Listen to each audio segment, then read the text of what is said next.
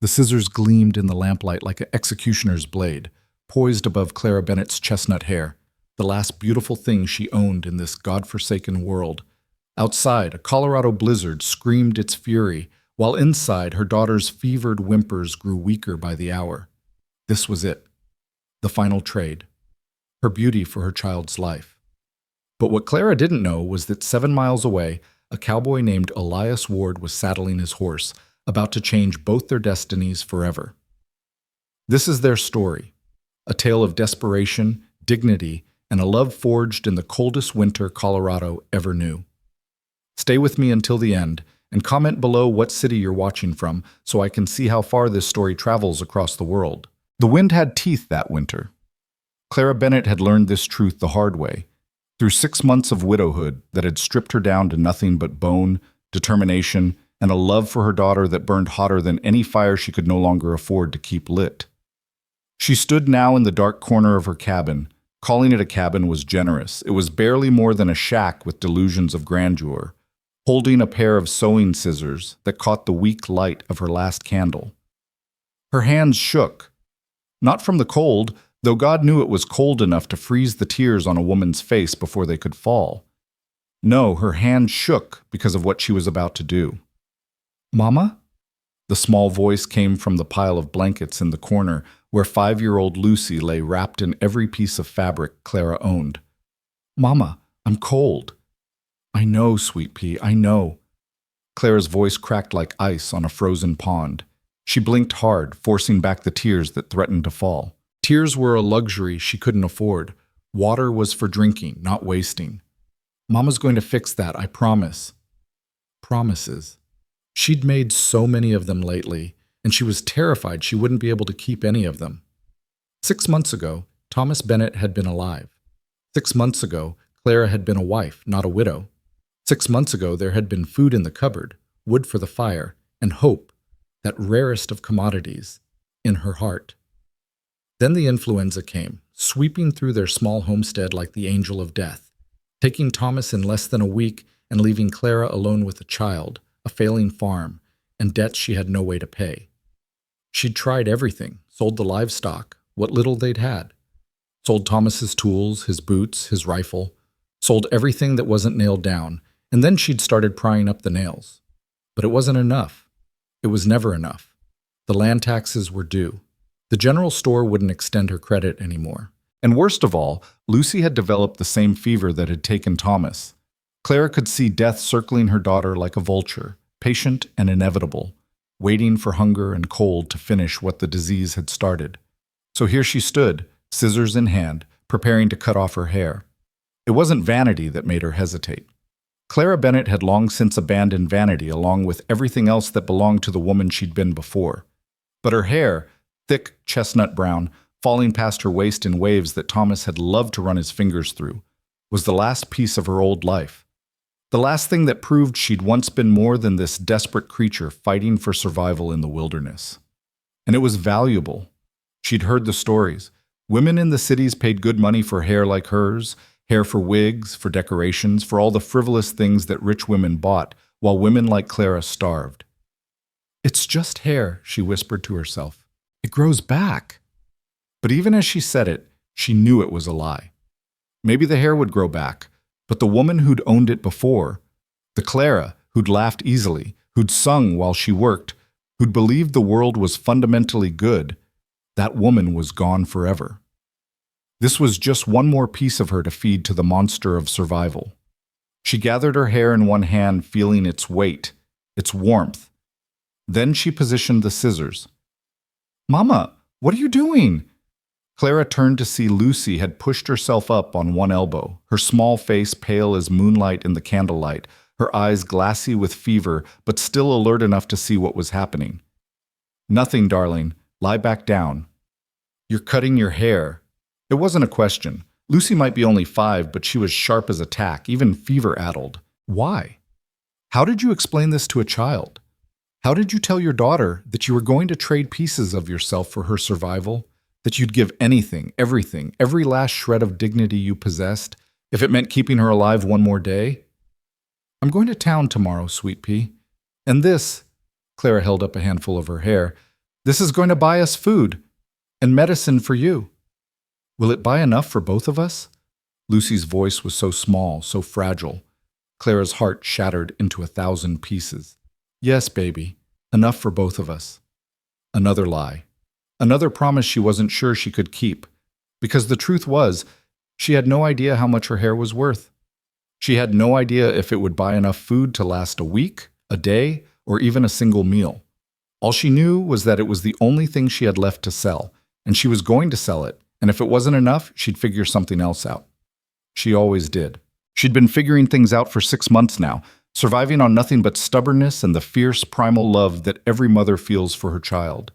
That love was the only thing that kept her going, the only thing that dragged her out of bed each morning when every bone in her body screamed for rest, for relief, for release from this endless struggle. Go to sleep, Lucy. Save your strength. Will you sing to me? Clara almost laughed. Sing? When was the last time she'd sung? When was the last time she'd felt anything but fear and exhaustion? But she moved to her daughter's side, kneeling on the cold floor, and took Lucy's small, hot hand in hers. And because her daughter asked, because her daughter needed her, she sang. Hush, little baby, don't say a word. Mama's going to buy you a mockingbird. The old lullaby felt like a cruel joke.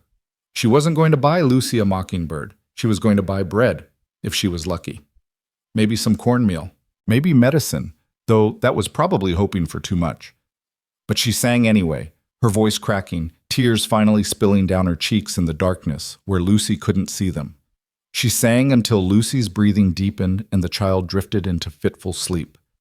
Then she stayed there, kneeling on the cold floor, holding her daughter's hand until the candle burned down to nothing and darkness swallowed the cabin whole. In that darkness, Clara Bennett made her decision. Tomorrow, she would walk the 7 miles to town. Tomorrow, she would trade her hair for whatever it would bring. And if it wasn't enough, she'd find another way. She'd beg. She'd borrow. She'd steal if she had to. Because Lucy was going to survive this winter, even if Clara had to sell every piece of herself to make it happen. She didn't sleep that night. How could she?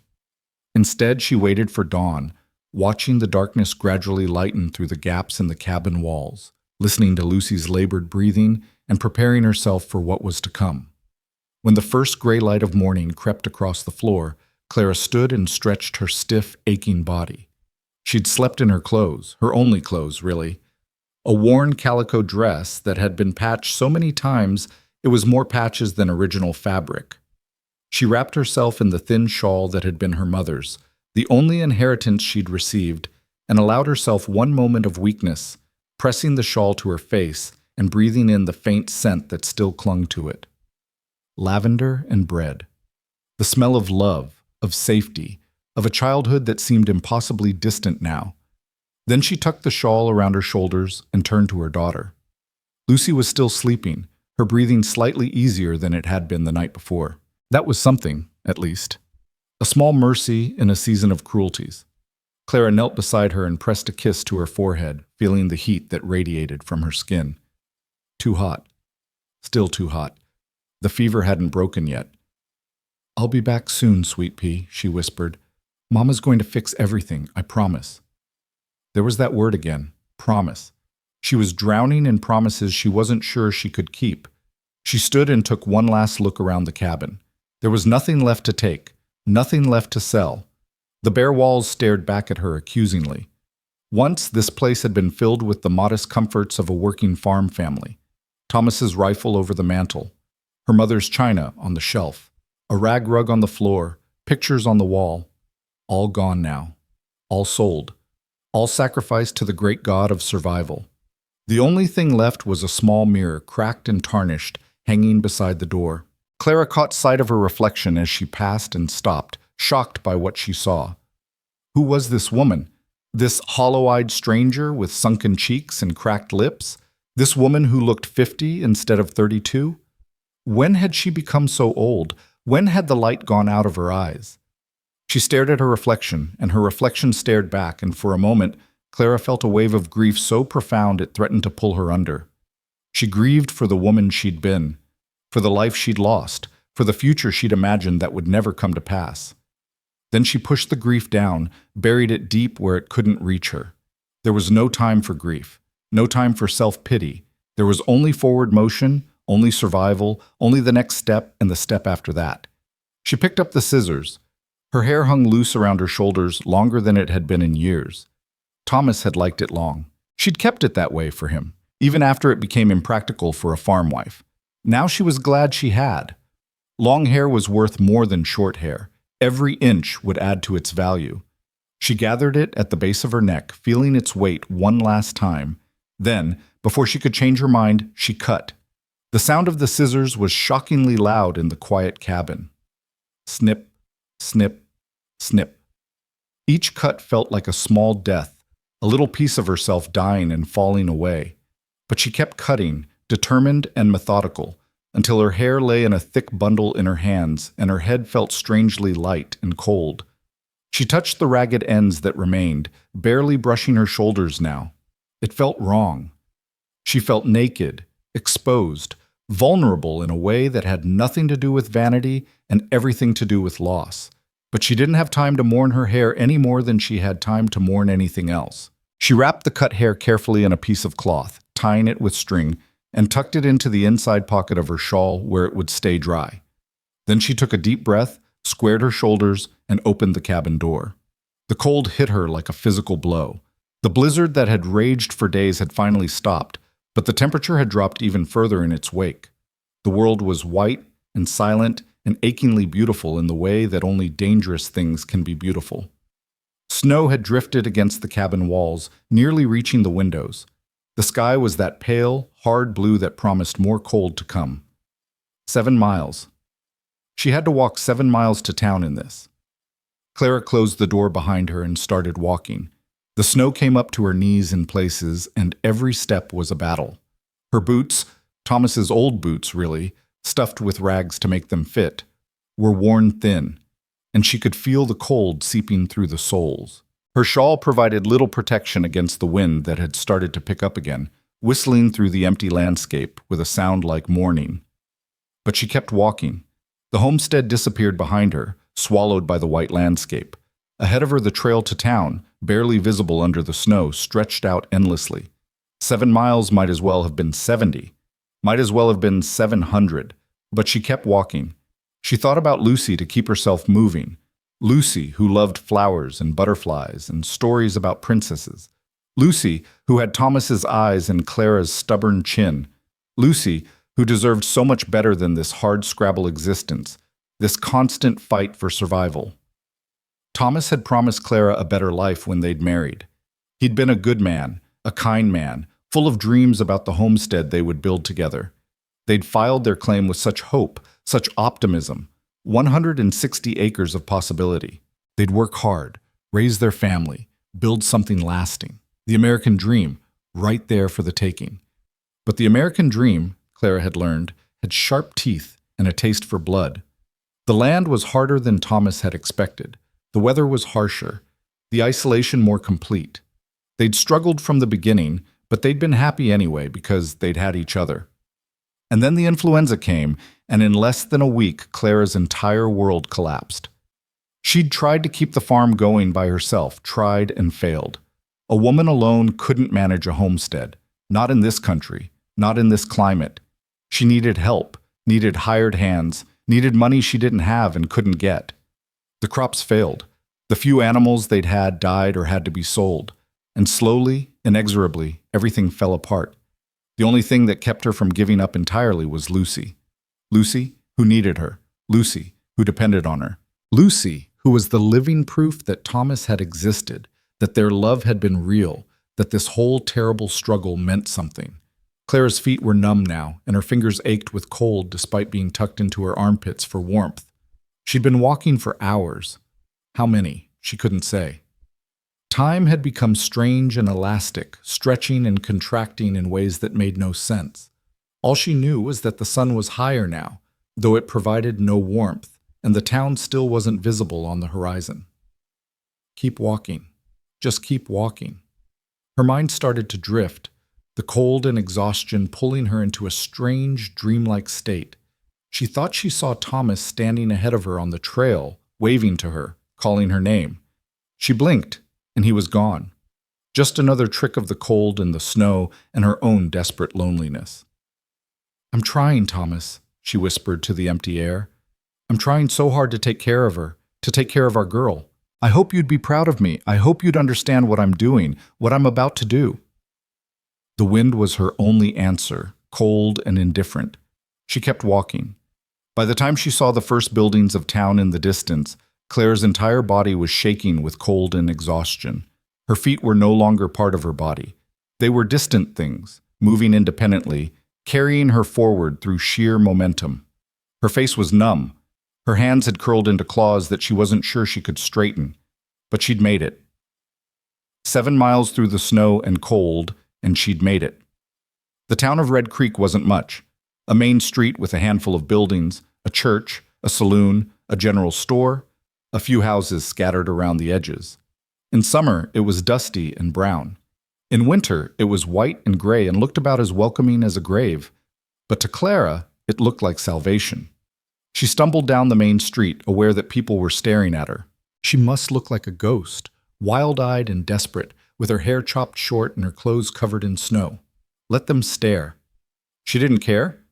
She had nothing left to care with except her love for Lucy, and that was focused entirely on the general store at the end of the street. Morrison's general store. She'd been coming here since she and Thomas first arrived, back when they'd had money to spend and credit that was good. Back before everything fell apart. Mr. Morrison had been sympathetic at first, extending credit when he probably shouldn't have. But even sympathy had its limits, and she'd long since reached his. The bell above the door jingled as she pushed her way inside, and the warmth of the store hit her like a wall. She swayed on her feet, dizzy from the sudden temperature change, and had to grab the counter to steady herself. "Mrs. Bennett?" Mr. Morrison looked up from where he'd been stacking cans on a shelf, his round face registering surprise and concern. "Good Lord, woman, what are you doing out in this weather? You look half frozen." Clara opened her mouth to speak, but no words came out. Her throat was too dry, too tight. She swallowed hard and tried again. I have something to trade."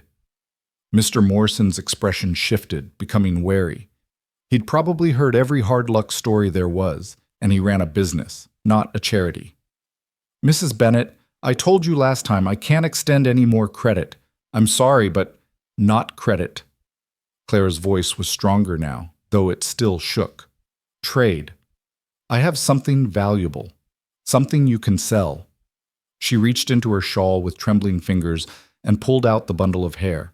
She unwrapped it slowly, carefully, and laid it on the counter between them. For a moment, Mr. Morrison just stared. Then his eyes widened with understanding. "Mrs. Bennett," his voice was soft, almost pitying. "You didn't have to—" "How much?" Clara interrupted. She couldn't bear sympathy right now. Sympathy would break her. "How much is it worth?" Mr. Morrison picked up the bundle of hair, running his fingers through it, testing its weight and quality. Clara watched his face, trying to read his expression, trying to guess what he was thinking. Finally, he set it down and looked at her with sad eyes. "It's good quality hair, Mrs. Bennett. Real good quality. In a city you might get $10, maybe $15 for it. But this isn't a city, and I'm not in the hair business. I'd have to find a buyer, ship it east, wait for payment. I could give you $3 for it, maybe $4. $3. $4. Clara felt the floor tilt beneath her feet. That was it? That was all her hair was worth. $3 or $4 wouldn't buy enough food to last more than a week, maybe 2 if she was careful. It wouldn't buy medicine. It wouldn't pay the land taxes. It wouldn't save them. "I need more," she heard herself say, and hated how her voice cracked. "I need bread and flour and medicine. My daughter is sick. She has a fever. She needs medicine." "Mrs. Bennett, I'm sorry, but I can't. Please." The word came out as a sob. Clara pressed her hands flat on the counter, leaning forward, all her desperation pouring out in that single word. "Please. I'm begging you. I have nothing else. No money, no credit, nothing to trade. Just this hair. And it's not enough. It's not enough, but I need you to help me anyway. Please. For my daughter. Please." She was crying now, tears streaming down her face. All her carefully maintained control shattering under the weight of too much loss, too much struggle, too much everything. She was breaking, right here in Morrison's general store, breaking into pieces that she wasn't sure could ever be put back together. Mr. Morrison's face crumpled with pity and discomfort. Mrs. Bennett, I wish I could help, but I have a business to run. I have my own family to think about. I can't just give away.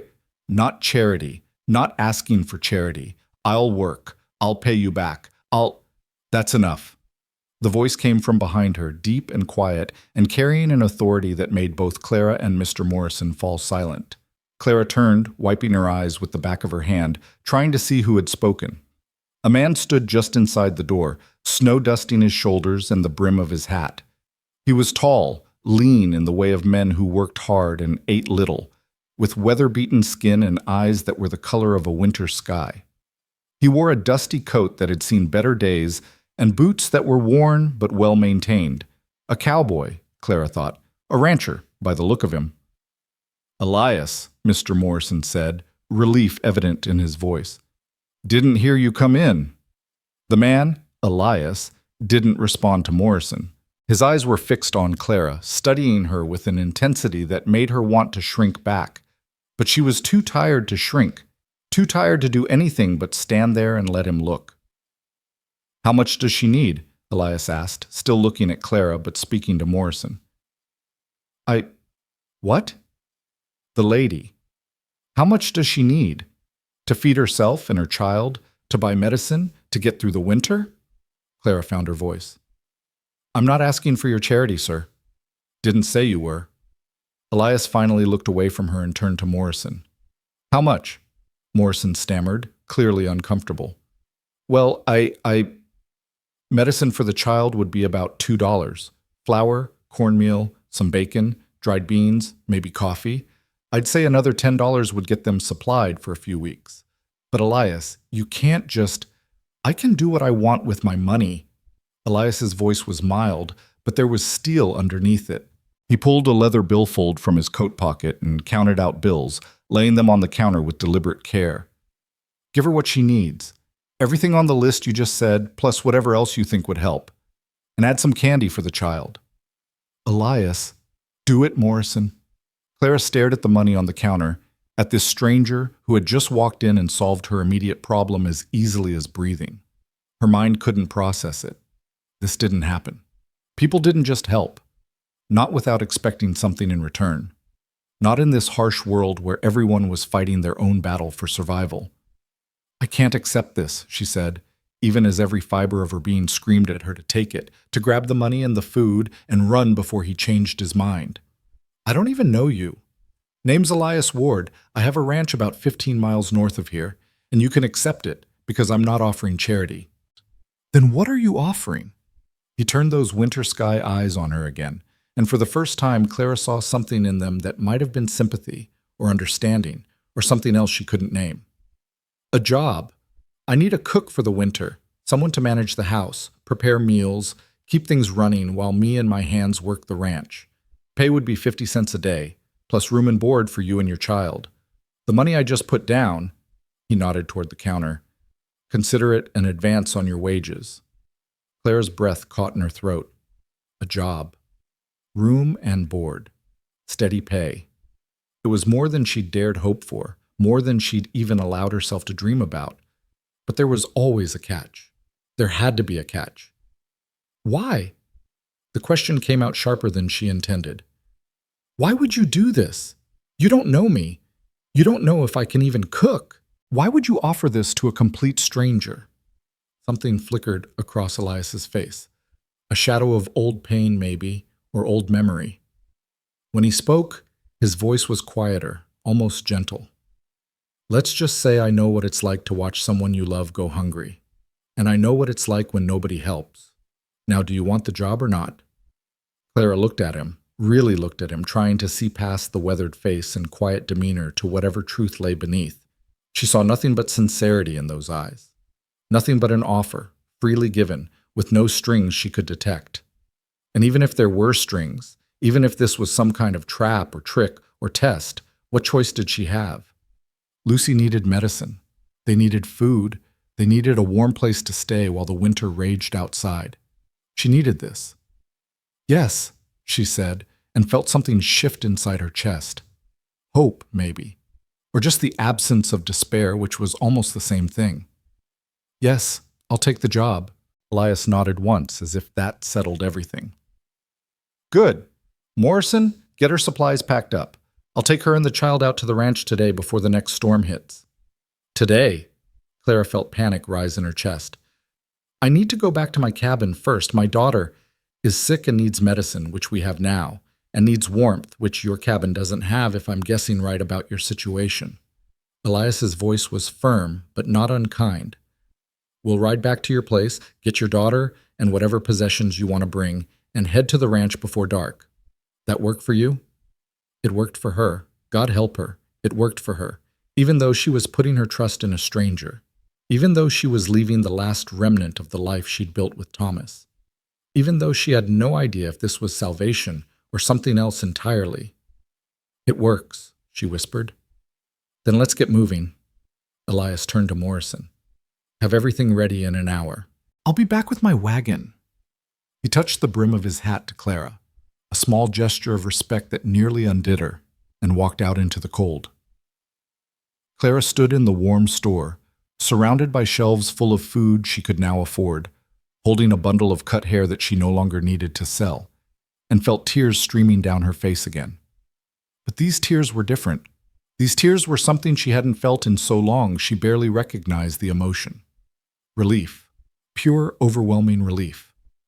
Mr. Morrison cleared his throat awkwardly. Well then, let's get you sorted out, Mrs. Bennett. You said your daughter needs medicine? Clara nodded, not trusting her voice. Right then. Morrison moved behind the counter with new purpose, pulling bottles from shelves, measuring out portions. I've got fever medicine here. Good stuff. And I'll add some willow bark tea. That'll help bring the fever down. Now, for food. I'm thinking. Clara half listened as Morrison talked, making decisions about flour and bacon and beans. Her mind was elsewhere, caught between disbelief and this strange, fragile hope that had taken root in her chest. Who was Elias Ward? Why had he helped her? And what would life be like on his ranch, cooking for cowboys and cattle hands, trying to rebuild some semblance of normalcy while her world was still so shattered? She didn't have answers to any of these questions. All she had was the decision she'd made, the path she'd chosen because it was the only path available. And as she stood there in Morrison's general store, feeling warmth seep back into her frozen body, she made herself a new promise. Not the desperate promises of the night before, but something stronger, something real. She would survive this, she and Lucy both. They would survive this winter, and whatever came after. They would survive because they had to, because giving up wasn't an option, because somewhere deep inside her, buried under all the grief and fear and exhaustion, there was still a kernel of strength that refused to die. She touched her short hair, feeling the ragged ends, mourning briefly for what she'd lost. Then she straightened her shoulders and turned her attention to Mr. Morrison's list of supplies, to the practical matters of survival that would carry her through the next hour and the next day and all the days that followed. Outside, the wind picked up again, rattling the windows of the general store. But inside, Clara Bennett stood in the warmth and made plans for a future she couldn't quite imagine yet but was determined to reach anyway. The scissors gleamed on the counter where she'd left them, a reminder of what she'd been willing to sacrifice. But she didn't need them anymore. She had something better now. She had a chance. The wagon lurched over a hidden rut in the snow-packed trail, and Clara instinctively tightened her grip on the wooden seat.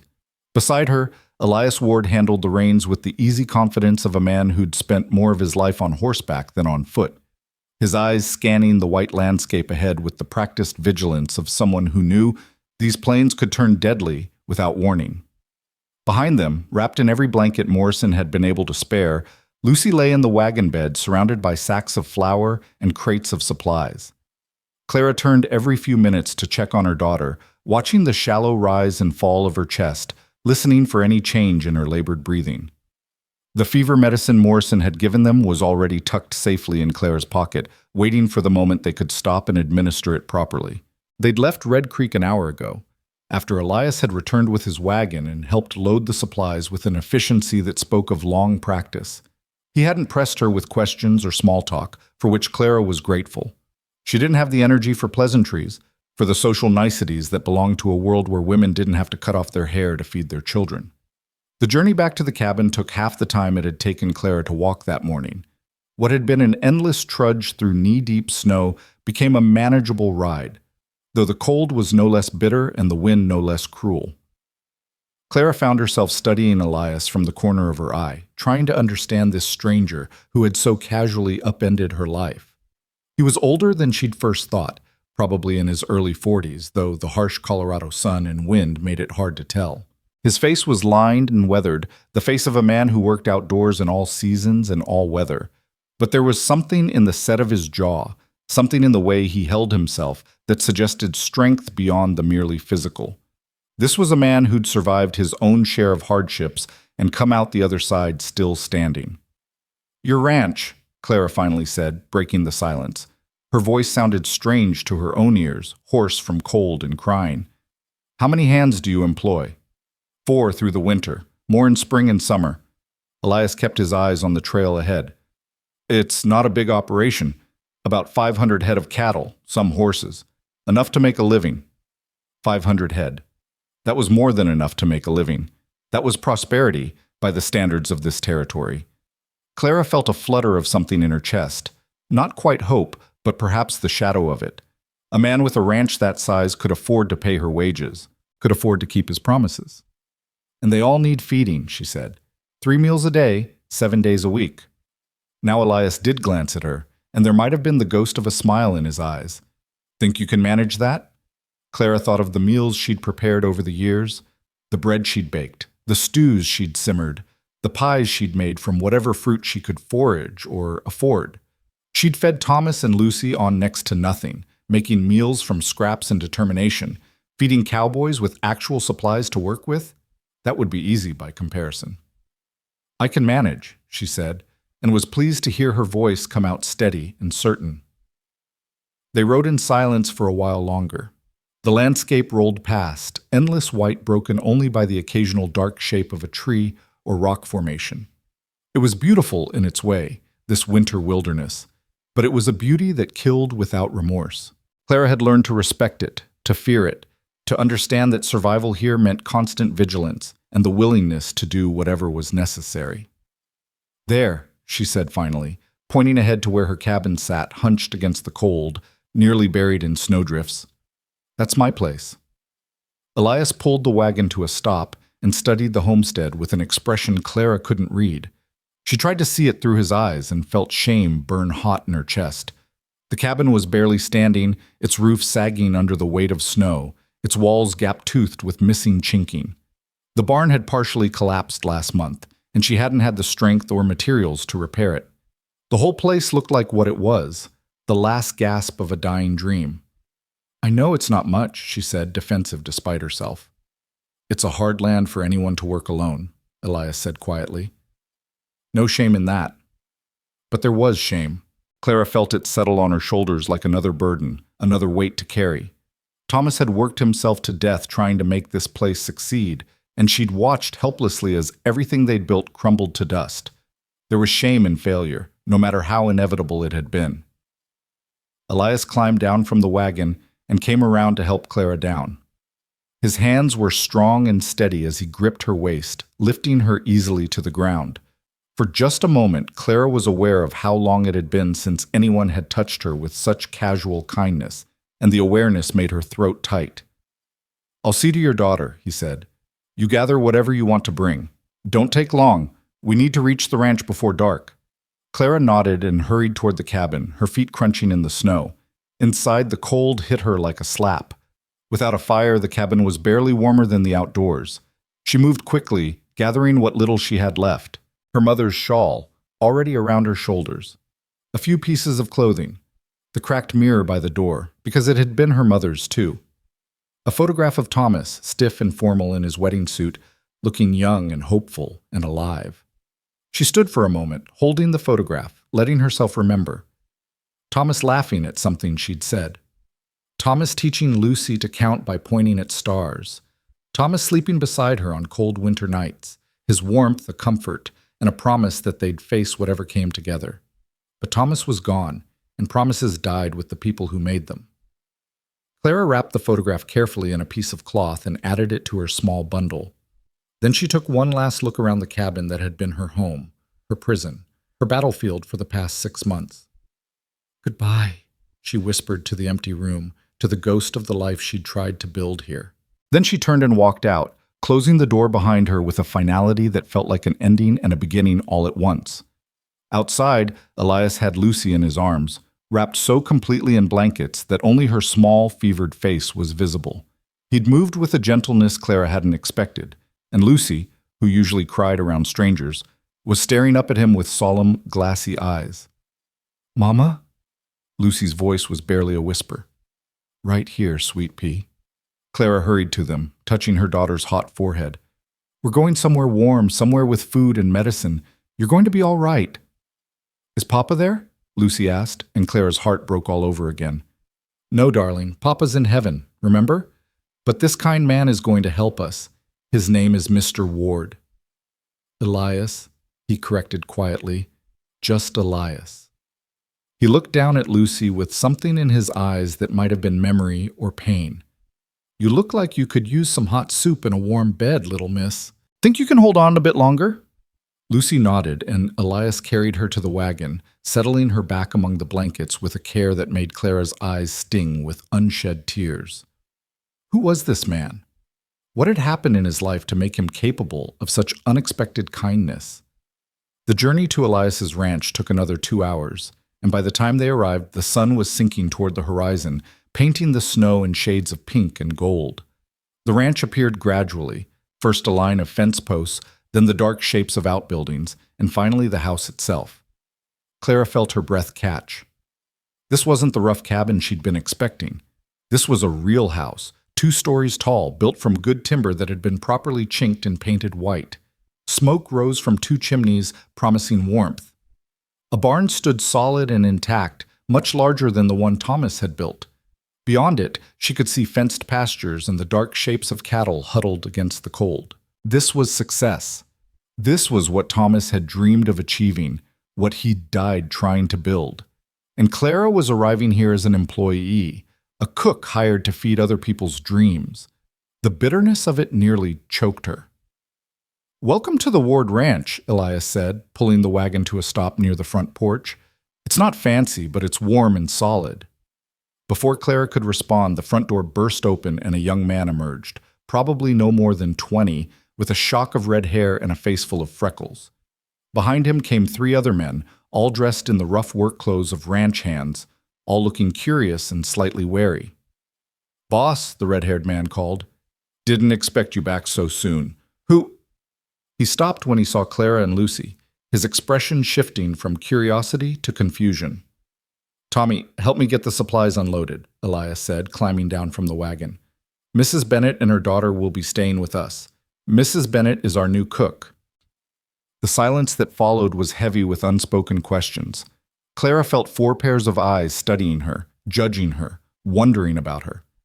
She lifted her chin and met their stares with as much dignity as she could muster, which wasn't much given that she was half frozen, tear-stained, and desperate. "This is Tommy," Elias continued, gesturing to the red-haired man. "And that's Pete, Jake, and Sam." He pointed to each man in turn, Pete, older and gray-bearded, Jake, dark-haired and suspicious-looking, and Sam, young and lean with kind eyes. "Boys, this is Mrs. Clara Bennett and her daughter Lucy. You'll treat them with respect or you'll answer to me. Understood?" A chorus of "Yes, boss" followed, and Clara felt some of the tension leave her shoulders. Whatever else Elias Ward might be, he clearly commanded respect from his men. That was something. "Now get those supplies inside before they freeze," Elias ordered. "Mrs. Bennett, let's get your daughter into the warm." Clara followed him into the house, and the wave of heat that greeted her was so intense she almost staggered. A large fireplace dominated one wall of the main room, flames crackling cheerfully.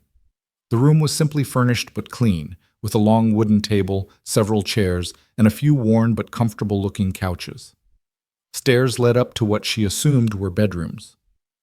"Lucy needs medicine," Clara said, finding her voice. "And something hot to drink if you have it. Upstairs, first door on the right." That'll be your room. Elias was already moving toward the stairs, Lucy still cradled in his arms. I'll get her settled while you warm up. Kitchen's through there. He nodded toward a doorway. Make yourself at home. Make yourself at home. The words echoed strangely in Clara's ears. This wasn't her home.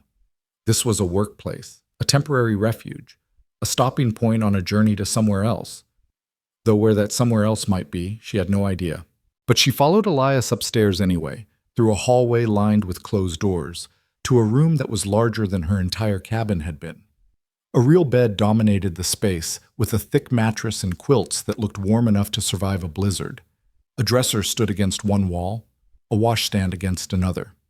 A smaller bed had been pushed into the corner, perfect size for Lucy. It's not much, Elias said, laying Lucy gently on the small bed, but it's warm and dry. That's what matters. Not much? Clara wanted to laugh. This room alone was luxury beyond anything she'd known in months. Instead, she just nodded and moved to her daughter's side, pulling the medicine from her pocket with shaking hands. Thank you, she managed. For all of this, I can't. No need for thanks. You'll earn your keep soon enough. Elias moved toward the door, then paused. There's water heating on the stove downstairs. Get your daughter settled, get warm, and when you're ready, come down and I'll show you the kitchen. No rush. Take the time you need. Then he was gone, closing the door quietly behind him, leaving Clara alone with Lucy in this strange room that smelled of cedar and linseed oil and hope. Clara's hand shook as she measured out the medicine Morrison had given her. The instructions were simple enough. 1 spoonful every 4 hours until the fever broke. She held Lucy's head up gently, coaxing her to swallow the bitter liquid, murmuring encouragement when her daughter whimpered. There's my brave girl, Clara whispered. That's going to make you feel better. I promise. There was that word again. Promise. But this time Clara thought maybe she could keep it. She spent the next hour tending to Lucy, wiping her fevered face with cool water from the washstand, changing her into the cleanest nightgown they owned, settling her under quilts that were softer than anything Lucy had ever felt. Gradually, her daughter's breathing eased and she drifted into sleep, real sleep, not the fever-restless tossing that had terrified Clara for days. Only when she was certain Lucy was resting comfortably did Clara allow herself to sink into the chair by the window and let the events of the day wash over her. This morning, she'd been preparing to cut off her hair and walk 7 miles through a blizzard, not knowing if she'd find salvation or just another closed door. Now she was here, in a warm room, with medicine for her child and the promise of steady work. It felt like a dream, a strange, impossible dream that might evaporate if she looked at it too closely. Through the window, she could see the sun setting over the snow-covered plains, turning the world into a canvas of orange and purple and gold. Beautiful, deadly, unforgiving. This was Colorado, and it gave nothing freely. Every blessing came with a price, every bit of good fortune with strings attached. What would the price be here? What strings would she find attached to Elias Ward's generosity? Clara stood and studied her reflection in the washstand mirror. Her short hair was a shock. She looked like a different person, someone harder and older than the woman who'd stood in her cabin yesterday. But maybe that was appropriate. Maybe she was a different person. Maybe Clara Bennett, the homesteader's wife, had died along with Thomas, and this was someone new. Someone who could survive in a harsher world, on harsher terms. She tidied herself as best she could, washing her face and hands, straightening her worn dress, trying to look like someone capable of managing a kitchen and feeding ranch hands. Then, with one last glance at Lucy to make sure she was still sleeping peacefully, Clara made her way downstairs. The main room was busier now. The 4 ranch hands sat around the long table, playing cards and talking in low voices that stopped abruptly when Clara appeared. She felt their eyes on her again, curious and assessing. Mrs. Bennett. Elias stood from where he'd been adding wood to the fire. Your daughter? Sleeping. The medicine seems to be helping already. Good. That's good. He gestured toward the doorway he'd indicated earlier. Let me show you the kitchen. Clara followed him through to a room that made her breath catch.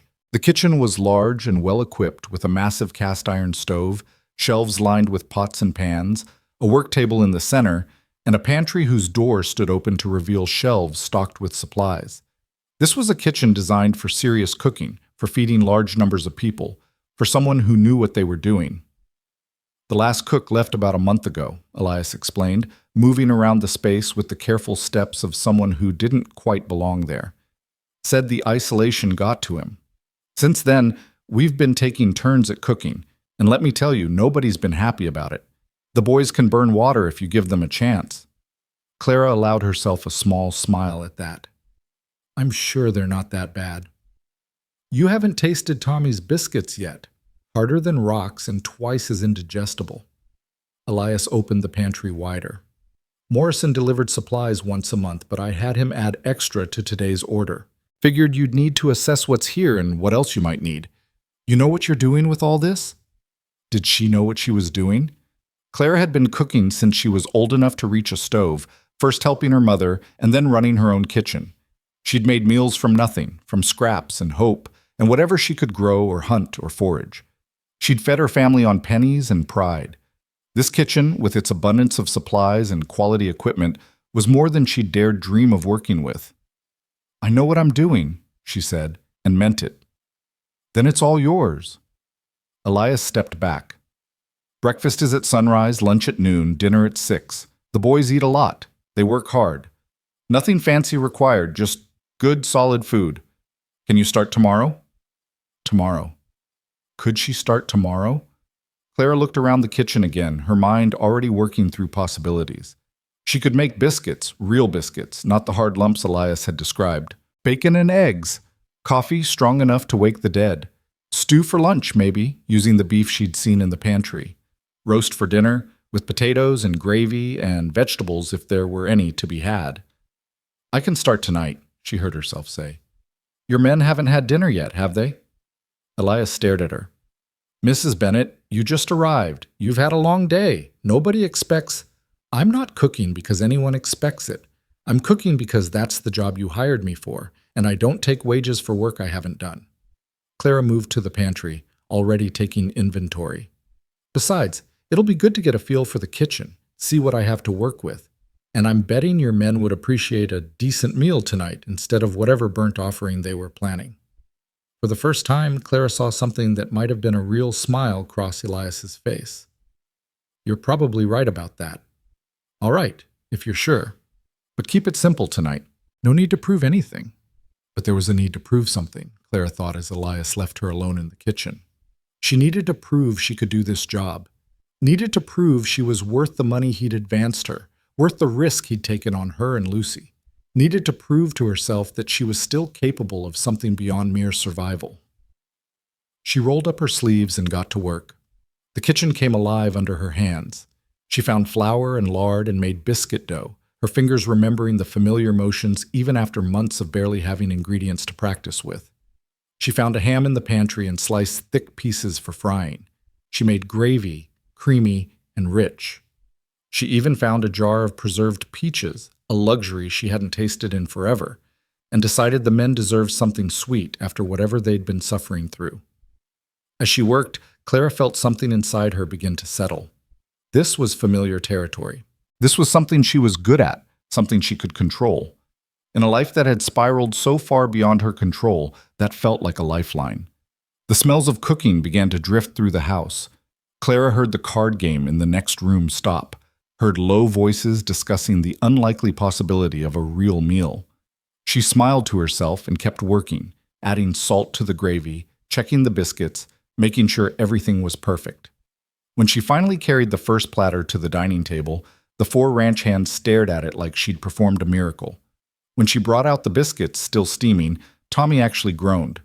"Ma'am," he said reverently, "if those taste half as good as they smell, you might be an angel." "They taste better," Clara said with more confidence than she felt. "And I'm no angel, just a cook. Now eat before it gets cold." She didn't sit with them, didn't feel like it was her place, but she stood in the kitchen doorway and watched as they tore into the food with the enthusiasm of men who'd been living on burnt offerings for too long.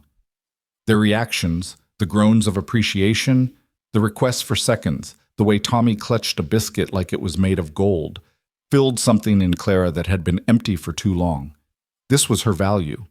This was what she could offer. It wasn't much in the grand scheme of things, but it was something real, something tangible, something that mattered.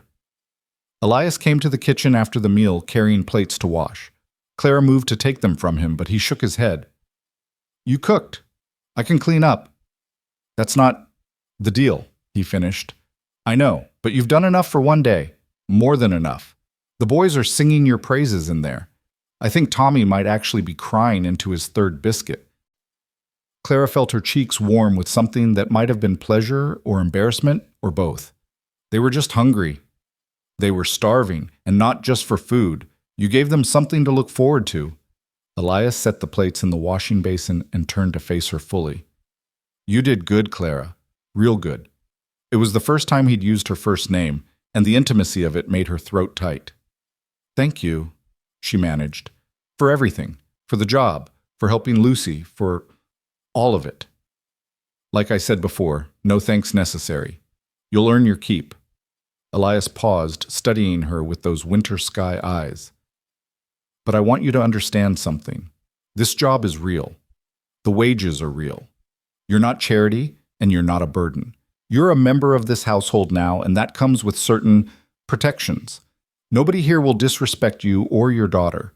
Nobody will question your presence or make you feel unwelcome. And if they do, they answer to me. Understood?" Clara nodded, not trusting her voice. "Good. Now go check on your daughter and get some rest. Tomorrow's soon enough to start worrying about breakfast." Clara climbed the stairs slowly, exhaustion finally catching up with her. In her room, Lucy was still sleeping peacefully, her forehead noticeably cooler than it had been hours before. Clara touched her daughter's face gently, marveling at the difference the medicine had already made, at how much had changed in the space of a single day. This morning, she'd been ready to sell pieces of herself for survival. Tonight, she had a job, a warm room, and hope for the first time in 6 months. It seemed impossible. It seemed like the kind of thing that happened in fairy tales, not in the hard reality of Colorado Territory in 1876. But it was real. She was here. Lucy was healing, and tomorrow she'd wake up and cook breakfast for Cowboys, and that would be the start of something new. Clara changed into her nightgown and climbed into the real bed with its thick mattress and warm quilts. She pulled Lucy close, breathing in the scent of her daughter's hair, listening to her peaceful breathing, and let herself cry one more time. Not from despair this time, but from relief so profound it felt like breaking. They'd survived. Against all odds. Against everything the world had thrown at them, they'd survived. And maybe, just maybe, they'd do more than survive. Maybe they'd actually live again. Through the window, stars began to appear in the darkening sky, cold and distant, but beautiful nonetheless. Clara watched them until her eyes grew heavy and sleep finally claimed her, pulling her down into dreams that were, for the first time in months, not nightmares, but something softer, something that might have been hope. Dawn came early on the Ward Ranch, announced by the crow of a rooster and the sound of boots on wooden floors. Clara woke to pale light filtering through the window and the momentary disorientation of not knowing where she was. Then memory flooded back, the journey, the kitchen, the warm bed, and she sat up quickly, her heart pounding with the sudden fear that it had all been a dream. But Lucy was there beside her, sleeping peacefully, her fever finally broken.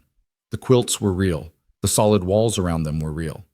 And downstairs, Clara could hear the low murmur of men's voices, waiting for breakfast. Her first real day of work. She dressed quickly in the dim light, braiding her short hair, such a strange sensation, not having the weight of it down her back anymore, and checking her reflection in the small mirror. The woman who looked back at her still seemed like a stranger, gaunt and tired, but there was something different in her eyes this morning. Purpose, maybe, or just the absence of that crushing despair that had shadowed her for so long. Lucy stirred as Clara moved about the room. "Mama?" "Right here, sweet pea." Clara sat on the edge of the bed, touching her daughter's forehead. "Cool. Thank God. Still cool." "How do you feel?" "Hungry." Lucy's voice was stronger than it had been in days, and Clara felt tears prick her eyes at the simple, beautiful normalcy of that word. "That's my girl. That's wonderful. You stay here and rest a bit more, and I'll bring you up some breakfast soon, all right?" Where are we? Lucy looked around the unfamiliar room with wide eyes.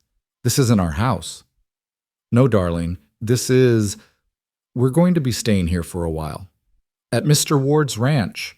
Mama has a job now, cooking for the Cowboys. Isn't that exciting? Lucy considered this with the seriousness only a 5-year-old could muster. Will there be horses? Clara laughed, the sound rusty from disuse but genuine. I imagine so. Lots of them. Can I see them? When you're stronger. For now, you need to rest and get better. Promise me you'll stay in bed while Mama works? I promise. Lucy snuggled back into the quilts, and Clara kissed her forehead before heading downstairs. The kitchen was cold when she entered it, the stove's fire having died overnight. Clara set to work immediately, building up the fire, filling the coffee pot with water from the pump by the sink, pulling out flour and eggs and the leftover ham from last night. Her hands moved automatically, following patterns established over years of cooking, while her mind raced ahead to all the meals she'd need to prepare, all the ways she'd need to prove her worth. She was rolling out biscuit dough when Elias appeared in the doorway, looking like he'd already been up for hours. His hair was damp, probably from washing at the pump outside, and he carried with him the smell of cold air and horses. You're up early, he said. So are you. Clara didn't look up from her work, concentrating on cutting perfect circles from the dough. What time do the men usually eat? Whenever something edible appears, which hasn't been often lately. Elias moved into the kitchen, pouring himself coffee from the pot that was already beginning to perk. Your daughter? Better. The fever broke. Clara couldn't keep the relief from her voice. She's awake and asking about horses. Something that might have been approval crossed Elias's face. Good sign. Kids asking questions usually means they're on the mend. He sipped his coffee and grimaced. This is terrible. It hasn't finished brewing yet. Clara finally looked up, allowing herself a small smile. Give it a few more minutes. Ah, that explains it. He leaned against the counter, watching her work with an attention that made Clara self-conscious.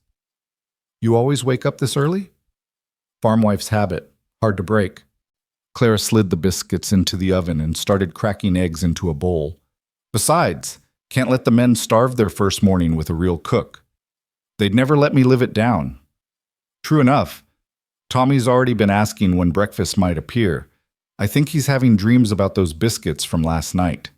They fell into a comfortable silence, broken only by the sounds of cooking and the coffee pot bubbling. Claire was aware of Elias's presence in a way that felt strange and new.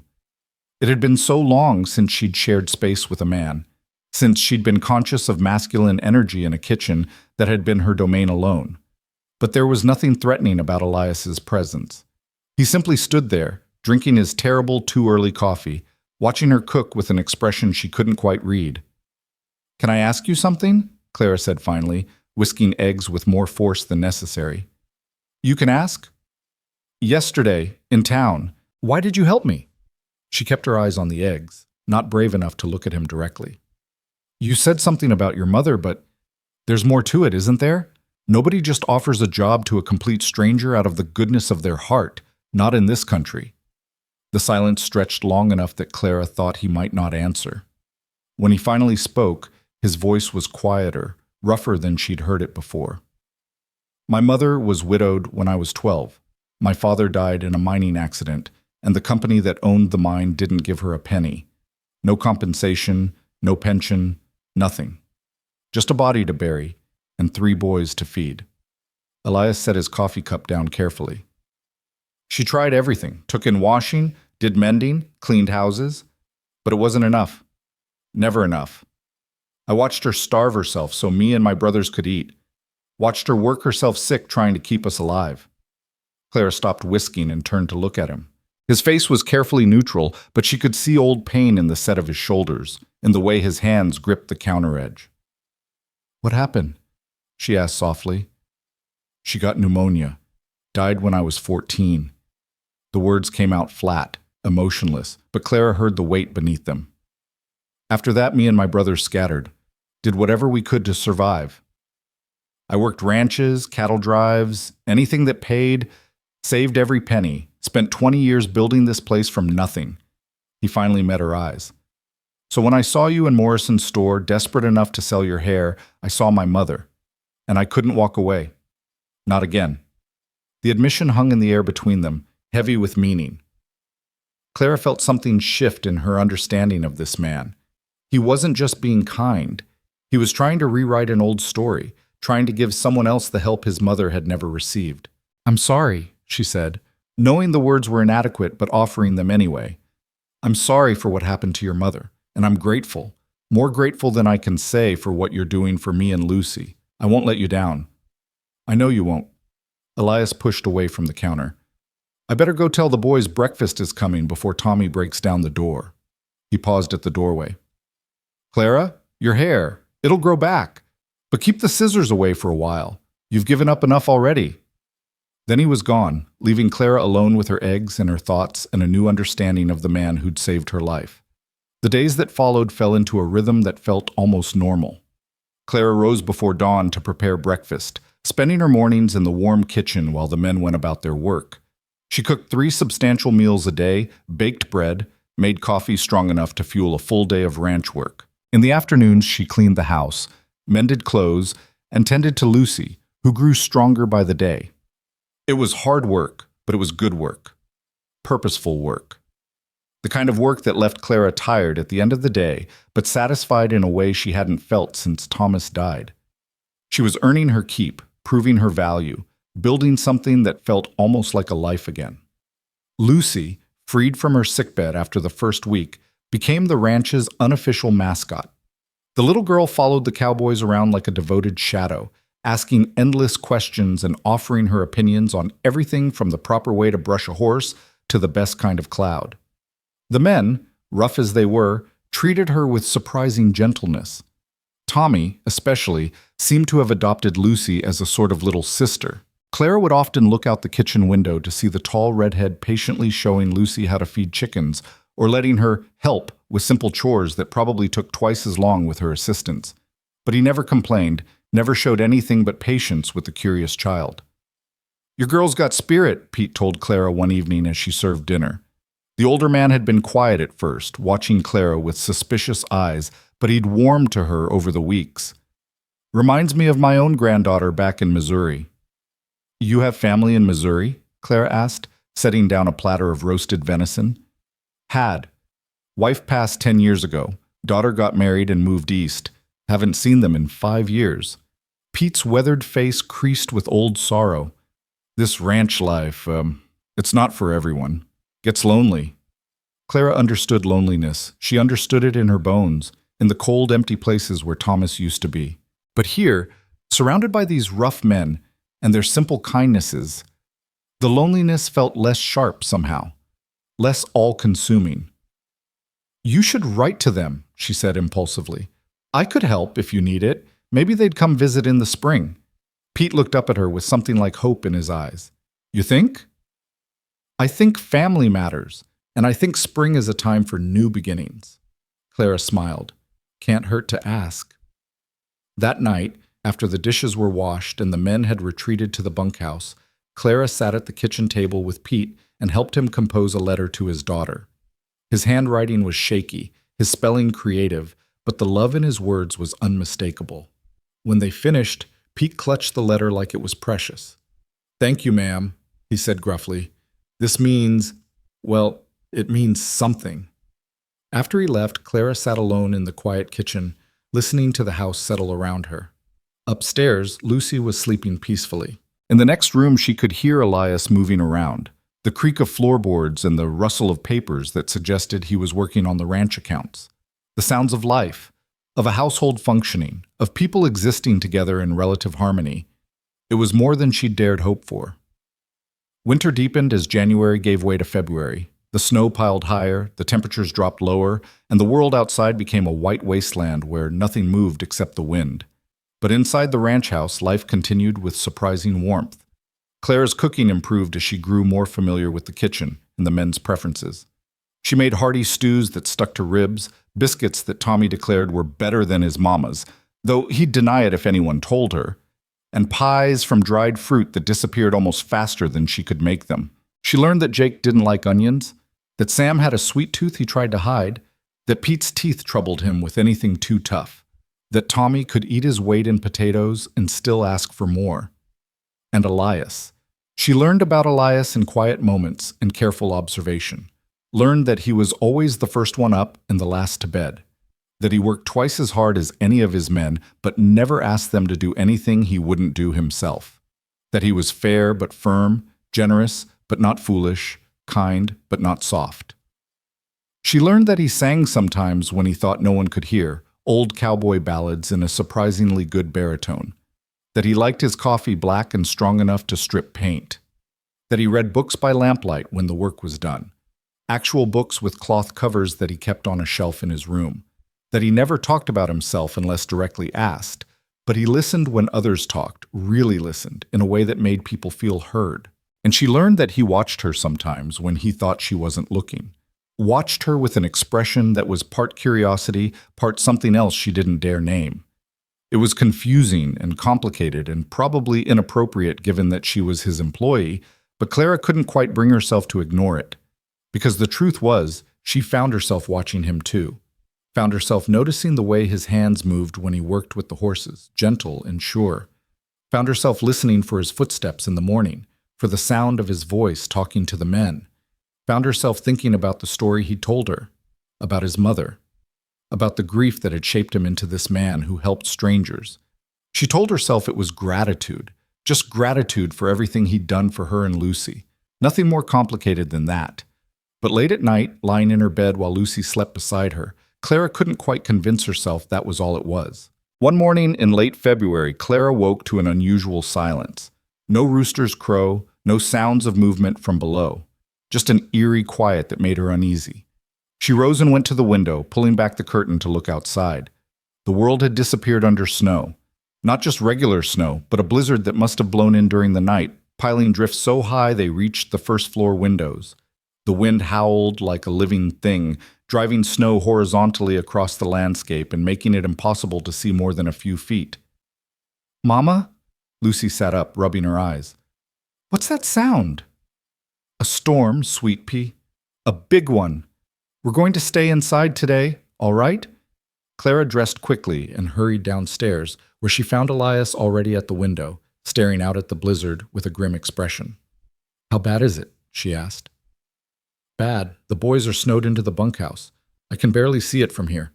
The cattle—" He shook his head. "The cattle are on their own until this blows over. Nothing we can do for them in this. Will they be all right?" "The ones that find shelter, maybe. The rest—" He didn't finish the sentence. He didn't have to. Clara understood the brutal mathematics of ranching in winter. Every blizzard meant losses. Every storm meant calculating how many head of cattle you could afford to lose and still survive. "I'll make coffee," she said, because it was all she could offer. They spent that day trapped inside while the blizzard raged. Clara cooked, trying to keep the kitchen warm and welcoming despite the storm's fury. Lucy played quietly with a rag doll Tommy had made for her, occasionally going to the window to watch the snow with wide eyes. And Elias paced, moving from window to window, checking on the bunkhouse, on the barn, on what little he could see of his ranch being buried under white. By afternoon, the storm had intensified. The wind screamed around the house, rattling windows and finding every crack in the walls. The temperature inside dropped despite the fires Clara kept burning, and when the sun began to set, not that they could see it through the blizzard, Elias made a decision. "I need to check on the boys," he said, pulling on his heavy coat. "Make sure they have enough wood, enough food." "You can't go out in that." Clara moved to block his path without thinking. "You'll freeze to death before you make it 50 feet. I know where the bunkhouse is. I can follow the fence line. And if you lose the fence line, if you get turned around—" Clara heard her voice rising with panic. "Elias, please. They're grown men. They'll be fine until the storm passes." "And if the bunkhouse roof collapses under the weight of the snow? If the stove goes out and they freeze?" He met her eyes, and she saw the weight of responsibility there. "They're my men. My responsibility. I can't just—" "You can't help them if you're dead." Clara grabbed his arm, feeling the solid warmth of him through the coat. "Please. Just wait. A few more hours. If the storm lessens at all, then go. But not now. Not in this." They stood there, her hand on his arm, eyes locked, while the storm howled around them. Clara was aware of how close they were standing, aware of her heart pounding in her chest, aware that this felt like something more than an argument about safety. "All right," Elias said finally, his voice rough. "A few more hours. But if this doesn't let up by dark, I'm going anyway." "Then I'm going with you." "The hell you are." "Watch your language. My daughter's upstairs." Clara lifted her chin stubbornly. "And I'm serious. If you're fool enough to go out in a blizzard, you're not doing it alone. Someone needs to be able to follow your trail back if you collapse." "Clara, don't Clara me. This is non-negotiable. Either we both stay inside like sensible people, or we both go out like fools. Choose." A muscle worked in Elias's jaw. Then, to Clara's surprise, he laughed, a short, sharp sound that held equal parts frustration and something that might have been admiration. "You're the most stubborn woman I've ever met."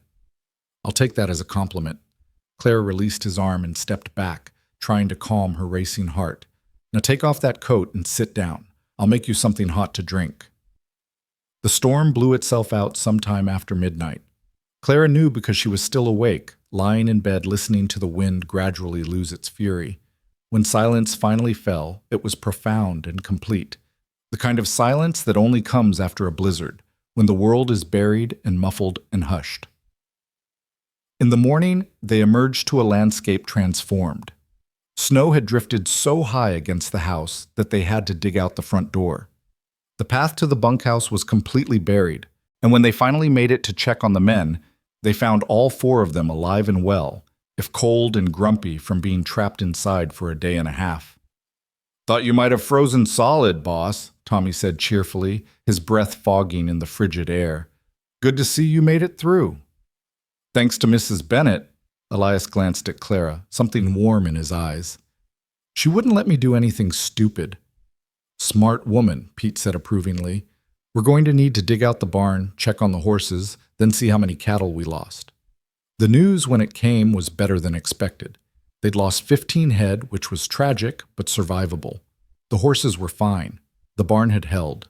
And as the men set about the work of digging out and assessing damage, life on the ranch slowly returned to normal. But something had shifted during the storm. Clara felt it in the way Elias looked at her now, in the way their conversations lasted a little longer, in the way he found excuses to be in the kitchen when she was cooking.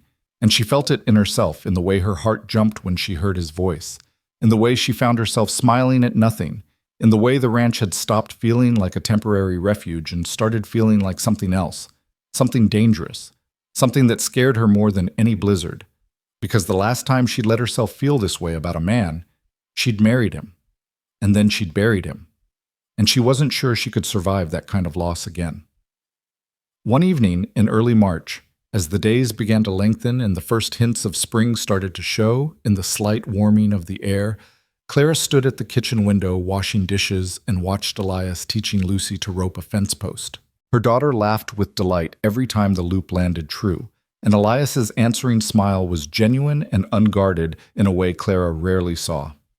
"He's good with her," Sam said from behind her, making Clara jump. She hadn't heard him come in. "He is," Clara agreed, drying her hands on her apron. "Boss doesn't smile much, usually. Too serious. Always worrying about the ranch, about the men, about everything." Sam poured himself coffee, watching through the window. "But he smiles around you too, around your girl especially. It's good to see." Clara didn't know what to say to that, so she said nothing, but she thought about it later that night, after Lucy was asleep and the house was quiet. Thought about the man who'd saved them, who'd given them a place when they had nowhere to go, who sang old ballads when he thought no one could hear. And she thought about the fact that her wages for 2 months of work would be enough to leave, if she wanted to. Enough to rent a small place in town, maybe find other work, start rebuilding a life of her own. She'd been saving every penny, planning for the day when she could stand on her own 2 feet again. But the thought of leaving made her chest ache in a way that had nothing to do with practical concerns and everything to do with the man currently sitting in the next room reading by lamplight, existing in her orbit in a way that had become essential to her sense of equilibrium. She was falling for Elias Ward. Maybe had already fallen, somewhere between the blizzard and the biscuits and the 1,000 small kindnesses he'd shown her and Lucy. And she had no idea what to do about it, Because he was her employer. Because she was his cook. Because the power imbalance between them was too great to ignore. Because she'd been a widow for less than a year and the idea of loving someone new felt like a betrayal of everything she'd had with Thomas. But mostly because she was terrified. Terrified of being hurt again, of losing again, of having something precious and watching it die. She'd barely survived losing Thomas. She wouldn't survive losing Elias too. So she said nothing. Did nothing. Just kept cooking and cleaning and pretending that her heart didn't race every time he walked into a room. Kept telling herself that this feeling would pass, that it was just gratitude confused with something deeper, that she could control it if she tried hard enough. But hearts, Clara was learning, didn't listen to sense or reason or careful planning. Hearts did what they wanted, when they wanted, consequences be damned. And her heart, stubborn and foolish and terrifyingly alive, wanted Elias Ward. Spring arrived on this Ward ranch, not with a dramatic flourish, but in quiet increments. First came the subtle warming of the air, barely noticeable at first but growing stronger with each passing day. Then the snow began to melt, slowly at first and then in rushing torrents that turned the land into a muddy maze.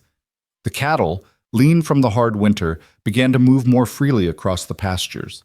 And with the lengthening days came a restlessness that seemed to affect everyone on the ranch, especially Clara.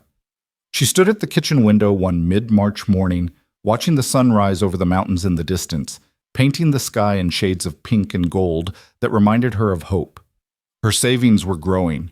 She had enough now, probably, to rent a small place in Red Creek, enough to strike out on her own, to reclaim the independence she'd lost when Thomas died. The thought should have filled her with satisfaction. Instead, it felt like contemplating amputation. "You're up early."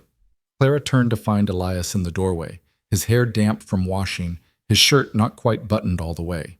She forced herself to look away from the glimpse of skin at his throat, from the way the morning light caught in his eyes. "Couldn't sleep," she said, busying herself with the coffee pot.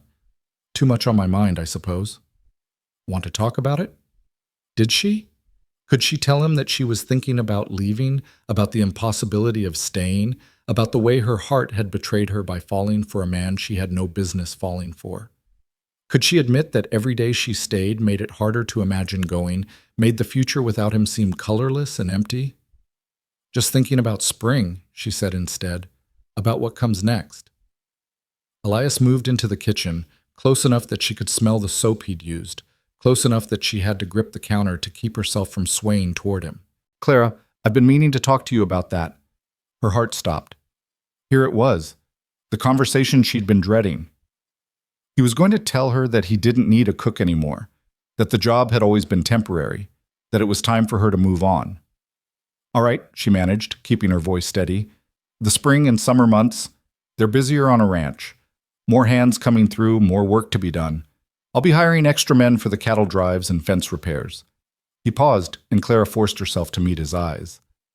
"I'd like to increase your wages. Another 25 cents a day. And I was thinking, if you wanted, there's that small house on the property, the one about a quarter-mile west. It's been empty for years, but with some work, it could be comfortable. Give you and Lucy your own space. More privacy." Clara stared at him, her mind struggling to process what he was saying. He wasn't asking her to leave. He was asking her to stay. Not just stay, but make this more permanent, more established. "I don't understand," she said slowly. "Why would you do that?" "Because you've more than earned it. Because the men would revolt if you left. Tommy actually threatened to quit if I didn't do something to make sure you stayed. Because Lucy deserves a real home, not just a borrowed room." He took a breath, and something flickered in his eyes. "Because I want you to stay, Clara. Both of you. For as long as you're willing." The words hung in the air between them, weighted with meaning that went beyond wages and housing. Clara heard what he wasn't saying, saw it in the way he looked at her, in the careful distance he maintained even as every fiber of his being seemed to lean toward her. He felt it too. This thing between them, this impossible, inappropriate, undeniable thing. "Elias, Clara's voice caught. "I can't accept charity. I won't be your obligation, your good deed, the widow you saved because you couldn't save your mother. Is that what you think this is?" His voice was rough, almost angry. "Clara, You stopped being Charity the first night when you cooked dinner instead of collapsing from exhaustion. You stopped being an obligation when you made Pete write to his daughter, when you taught Tommy how to make biscuits that don't break teeth, when you turned this house into a home instead of just a place where men sleep between work shifts. And you sure as hell stopped being anything to do with my mother the first time I... He stopped abruptly, jaw clenched, looking like he'd said more than he intended. The first time you what? Clara whispered. Elias turned away, running a hand through his damp hair in a gesture of frustration. Nothing. Forget I said anything. Just think about the offer, all right? The house, the increased wages, no strings attached, no obligations beyond the work you're already doing. But there were strings, there were obligations, there were all the unspoken things vibrating in the air between them, all the feelings neither of them dared name, all the possibilities that terrified Clara as much as they tempted her. I'll think about it, she said finally, because she didn't know what else to say. Elias nodded once and left the kitchen, and Clara stood alone in the growing light, her hands shaking as she tried to pour coffee and failed, spilling it across the counter in a dark stream that looked like all her carefully maintained control running away. The rest of the day passed in a blur. Clara cooked mechanically, her mind elsewhere, turning the conversation over and over, examining it from every angle. The men noticed her distraction. Tommy asked 3 times if she was feeling all right, but she brushed off their concerns with false smiles and reassurances. Only Lucy seemed to see through her pretense. That evening, as Clara tucked her daughter into bed, the little girl looked up at her with Thomas's eyes and asked, "Mama, are you sad?" "No, sweet pea. Just thinking." "About Papa?" Clara hesitated. She thought about Thomas every day, carried him with her in the ache of old grief and the memories of the life they'd built together. But lately, those thoughts had been joined by others, thoughts of a different man, a different life, a different kind of love that felt like betrayal and salvation all at once. "A little," Clara admitted. "Do you think about Papa much?" "Sometimes, but I don't remember him very good anymore." Lucy's voice was small, guilty. "Is that bad?" Clara's heart broke a little. "No, darling, that's not bad. You were very young. It's natural. I remember he was tall, and he sang songs, and he smelled like horses." Lucy paused, considering. "Mr. Elias smells like horses, too. And he sings. I heard him once when he didn't know I was there. Does that mean he's like Papa?" No, sweet pea. They're different people." "But you like him. I can tell." Out of the mouths of babes. Clara wondered when her 5-year-old daughter had become so perceptive, so able to read the truths Clara tried to hide even from herself. "Mr. Elias has been very kind to us," Clara said carefully. "He looks at you the way Papa used to look at you, when he thought you weren't watching." Lucy yawned, her eyes drifting closed. "I think he likes you too, Mama." Clara sat there long after Lucy fell asleep, her daughter's words echoing in her mind. Children saw things adults tried to hide. They saw the truth without all the complicated layers of propriety and fear and guilt that adults wrapped around everything. And the truth was simple. Even if Clara didn't want to acknowledge it, she was falling in love with Elias Ward. Maybe had already fallen, somewhere between the blizzard and the coffee and the 1,000 small moments that had accumulated into something larger than their sum. But loving someone and being able to do something about it were 2 different things. Clara was his employee. She was a widow still wearing the shadow of grief. She was a woman with a child and no prospects beyond this ranch. And Elias was a good man who deserved better than a broken woman who came with complications and baggage and a heart that had already been shattered once. So Clara did what she'd been doing for months. She pushed the feelings down, buried them deep, and focused on the practical. In the morning, she'd give Elias her answer about the house and the wages. She'd accept because she'd be a fool not to, because Lucy deserved stability, because Winter had proven she couldn't make it on her own. But she'd maintain the distance between them. She'd keep the boundaries clear. She'd be his cook, nothing more. And she'd guard her heart with every defense she possessed. It was a good plan, a sensible plan. It lasted exactly 3 days. The spring storm that roared in on Saturday evening was different from the winter blizzards. It came with rain instead of snow, with thunder that shook the house and lightning that split the sky. Clara had sent Lucy to bed early, but the child was restless with the storm, scared of the thunder, and nothing Clara did seemed to soothe her. "I'll stay with you until you fall asleep," Clara promised, lying down beside her daughter and holding her close while the storm raged outside. She must have fallen asleep herself, because when she woke, the house was dark and quiet except for the steady drum of rain on the roof. Lucy slept peacefully beside her, her fear forgotten in dreams. Clara extracted herself carefully and stood, intending to check that all the windows were closed against the rain. She was halfway down the stairs when she heard it, a crash from outside, followed by shouting.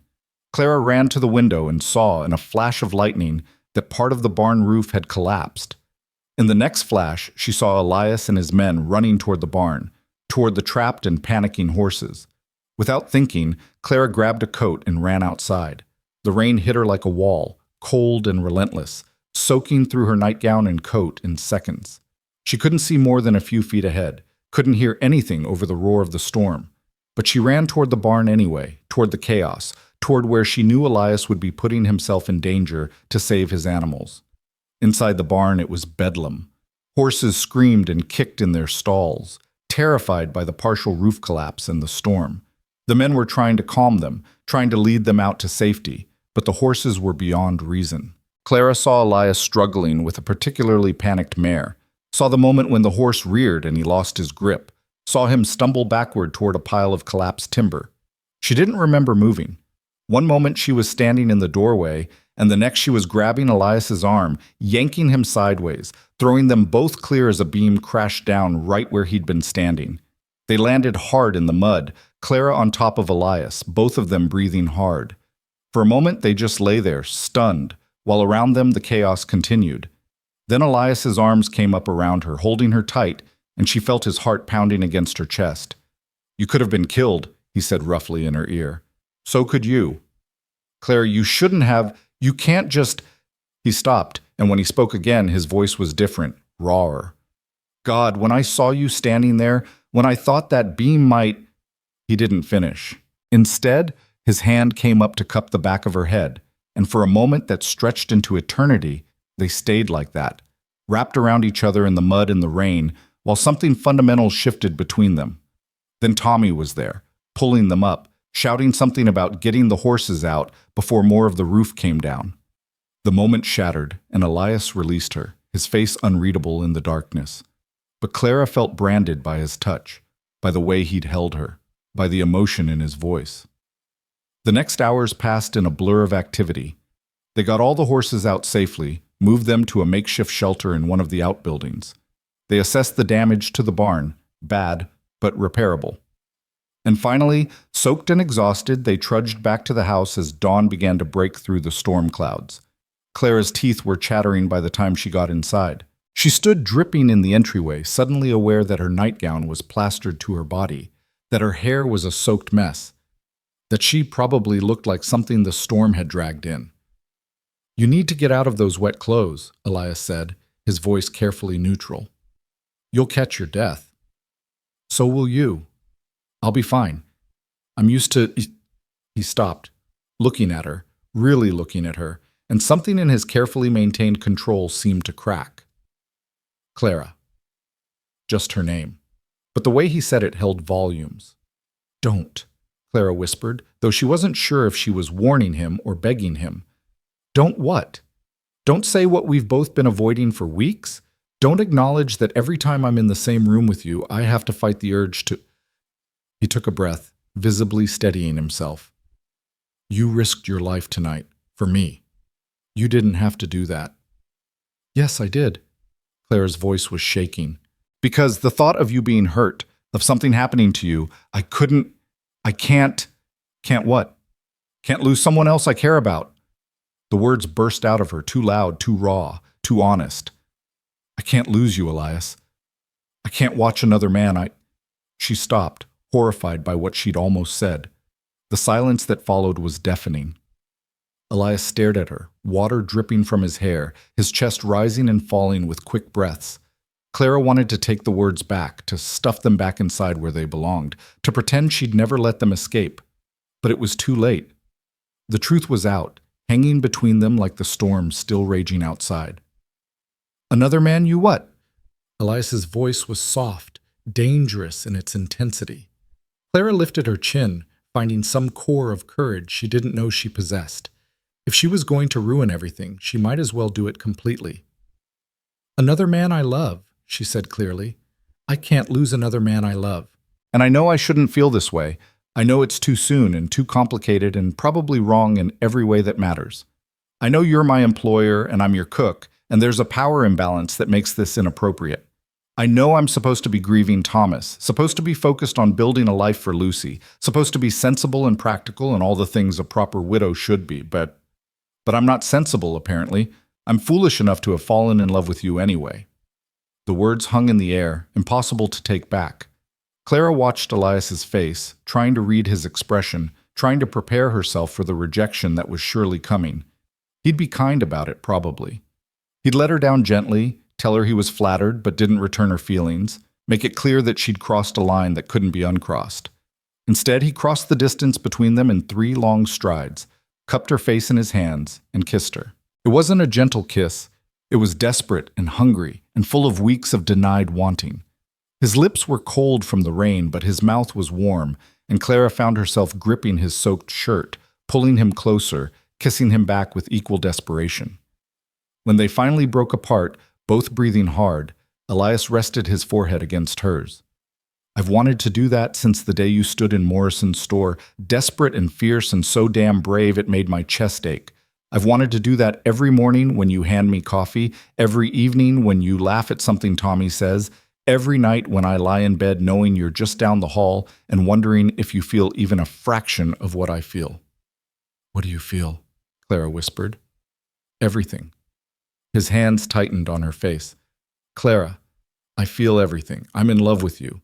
Have been for weeks, maybe longer. I tried to fight it, tried to tell myself it was wrong, that you were my employee, that you needed time to grieve, that I was taking advantage of your situation. But tonight, when I saw you running toward danger, when I thought that beam might hit you, I realized something. I don't want to fight this anymore. I don't want to pretend I don't love you.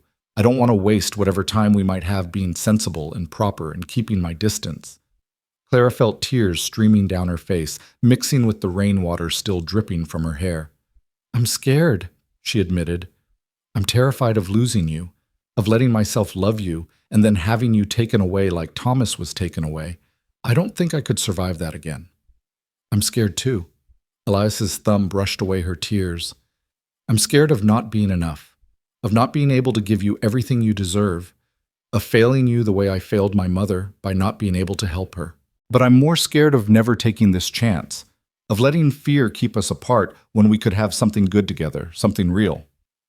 What about Lucy? What about the ranch hands? What will people say? Lucy likes me.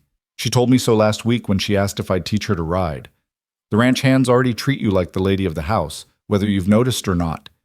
And as for what people say, Elias smiled, and it was the most beautiful thing Clara had ever seen. I stopped caring about that the moment I decided to offer a job to a desperate widow in Morrison's store. Let them talk. We know the truth. Clara laughed through her tears. What truth is that? That you needed help and I needed you. That this started as one thing and became something else. That sometimes the best things in life come from the worst circumstances. He kissed her again, softer this time. That you're the strongest, most stubborn, most remarkable woman I've ever met. That your daughter is a gift. That this ranch has felt more like home in the 3 months you've been here than it did in all the years before. That I love you, Clara Bennett, and I'd very much like the chance to prove it to you every day for the rest of our lives. That's a lot of truth, Clara managed. It's the only truth that matters. Elias pulled back slightly, his expression turning serious. I'm not asking you to marry me tomorrow. I know it's too soon, I know you need time. But I'm asking for permission to court you properly, to give this thing between us a real chance, to see where it might go without fear or guilt or hiding. Can you give me that? Could she? Could Clara let herself hope again, love again, trust that this time might be different? Could she take this leap of faith with a man who'd proven his worth 100 times over but who still carried the risk of loss inherent in loving anyone? She thought of Thomas, of the life they'd built and lost. She thought of the woman she'd been then, younger, more naive, less scarred by grief and hardship. That woman was gone, lost somewhere in the winter snow along with her long hair and her innocence. But maybe that was all right. Maybe the woman she'd become, harder, wiser, more resilient, was better equipped for this second chance. Maybe loving Elias didn't mean betraying Thomas's memory. Maybe it meant honoring the lesson Thomas's death had taught her, that life was short and uncertain, that happiness was precious and rare, that love should be grasped with both hands whenever it appeared, because tomorrow was never promised. "Yes," Clara said, and felt something that had been clenched tight in her chest for months finally loosen. "Yes, Elias, you can court me. We can give this a chance. We can see where it goes." The smile that broke across his face was worth every risk, every fear, every moment of uncertainty. He pulled her close again, holding her like she was precious, like she was the answer to a question he'd been asking for years. They stood there in the entryway, soaked and muddy and probably catching pneumonia, and Clara had never felt warmer in her life. Outside, the storm was finally passing, the rain easing to a gentle patter. Inside, something new was beginning, something fragile and hopeful and terrifying in its potential. Clara didn't know where this path would lead, didn't know if she and Elias would work out, if they could build something lasting, if love would be enough to overcome all the practical obstacles in their way. But for the first time since Thomas died, she was willing to find out, willing to take the risk, willing to open her heart to the possibility that maybe, just maybe, she could be happy again. "We should get out of these wet clothes," Elias said finally, reluctantly releasing her, "before we both catch our death." "Probably wise." Clara smiled up at him. "Though I have to say, this is the best I've felt while soaking wet and covered in mud." He laughed, the sound rich and genuine. "Go get changed. I'll check on Lucy, make sure the storm didn't wake her. She's probably still sound asleep. Nothing wakes that child once she's truly out." Clara hesitated, then rose on her toes to kiss him quickly. "Thank you, Elias, for everything, for saving us, for giving us a home, for this. Thank you for letting me," he said softly. "Now go, before I forget I'm supposed to be a gentleman and kiss you again." Clara went, climbing the stairs with legs that felt shaky and a heart that felt too full for her chest. In her room, she changed quickly into dry clothes, her hands trembling slightly as she buttoned her dress. Through the window, she could see the first rays of true sunlight breaking through the clouds, painting the wet landscape in gold. A new day, a new beginning, a second chance at happiness that she'd never expected to find. Lucy was indeed still sleeping, curled up in her small bed, with her rag doll clutched to her chest. Clara stood in the doorway watching her daughter sleep and felt a wave of gratitude so intense it nearly knocked her over. They'd survived. Against all odds, through winter and illness and despair, they'd survived. And now maybe they'd do more than just survive. Maybe they'd actually live again. Downstairs, she could hear Elias moving around, probably changing into dry clothes himself. Soon the ranch hands would wake, would need breakfast, would start the work of repairing the barn. Life would continue in its practical, necessary rhythms. But everything was different now. Everything had changed in the space of a kiss, in the admission of feelings that could no longer be denied. Clara didn't know what came next, didn't know how they'd navigate this new territory, didn't know if the path ahead would be smooth or rocky. But she knew one thing with absolute certainty. She wasn't walking it alone anymore. She had Elias. She had Lucy. She had this ranch that had become home without her quite noticing. She had possibilities stretching out before her like the Colorado plains, vast and sometimes harsh but full of potential. And for a woman who'd stood in a cold cabin with scissors in hand, ready to cut off pieces of herself for survival, that was more than she'd ever dared hope for. It was everything. The weeks following the storm brought changes to the Ward Ranch that went far beyond the repaired barn roof. Spring settled in with earnest intention, transforming the landscape from white and barren to green and alive. The cattle grew fat on new grass, the horses shed their winter coats, and everywhere Clara looked she saw evidence of renewal, of things coming back to life after a long, hard winter, including herself. Elias courted her the way he did everything else, with quiet determination and unexpected thoughtfulness. He brought her wildflowers he'd found while checking fence lines, their stems still damp with morning dew. He saved her the last cup of coffee in the morning, remembering how she liked it after everyone else had been served. He taught Lucy to ride on the gentlest mare, his patience with the little girl making Clara's heart ache in the best way possible. And in the evenings, after Lucy was asleep and the ranch hands had retreated to the bunkhouse, they'd sit together on the porch and talk. Really talk. About everything and nothing. About their pasts and their hopes for the future. About Thomas. And Elias never flinched from those conversations, never seemed jealous of the man who'd come before him. About Elias's mother and the guilt he still carried for not being able to save her. About Clara's fears and Elias's dreams and all the complicated emotions that came with building something new from the ruins of old sorrows. "I used to think happiness was something you earned," Clara said one evening in late April, watching the sun set over the mountains.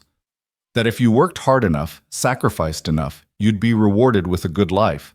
But Thomas worked harder than anyone I knew, and he still died. We still lost everything." "So what do you think now?"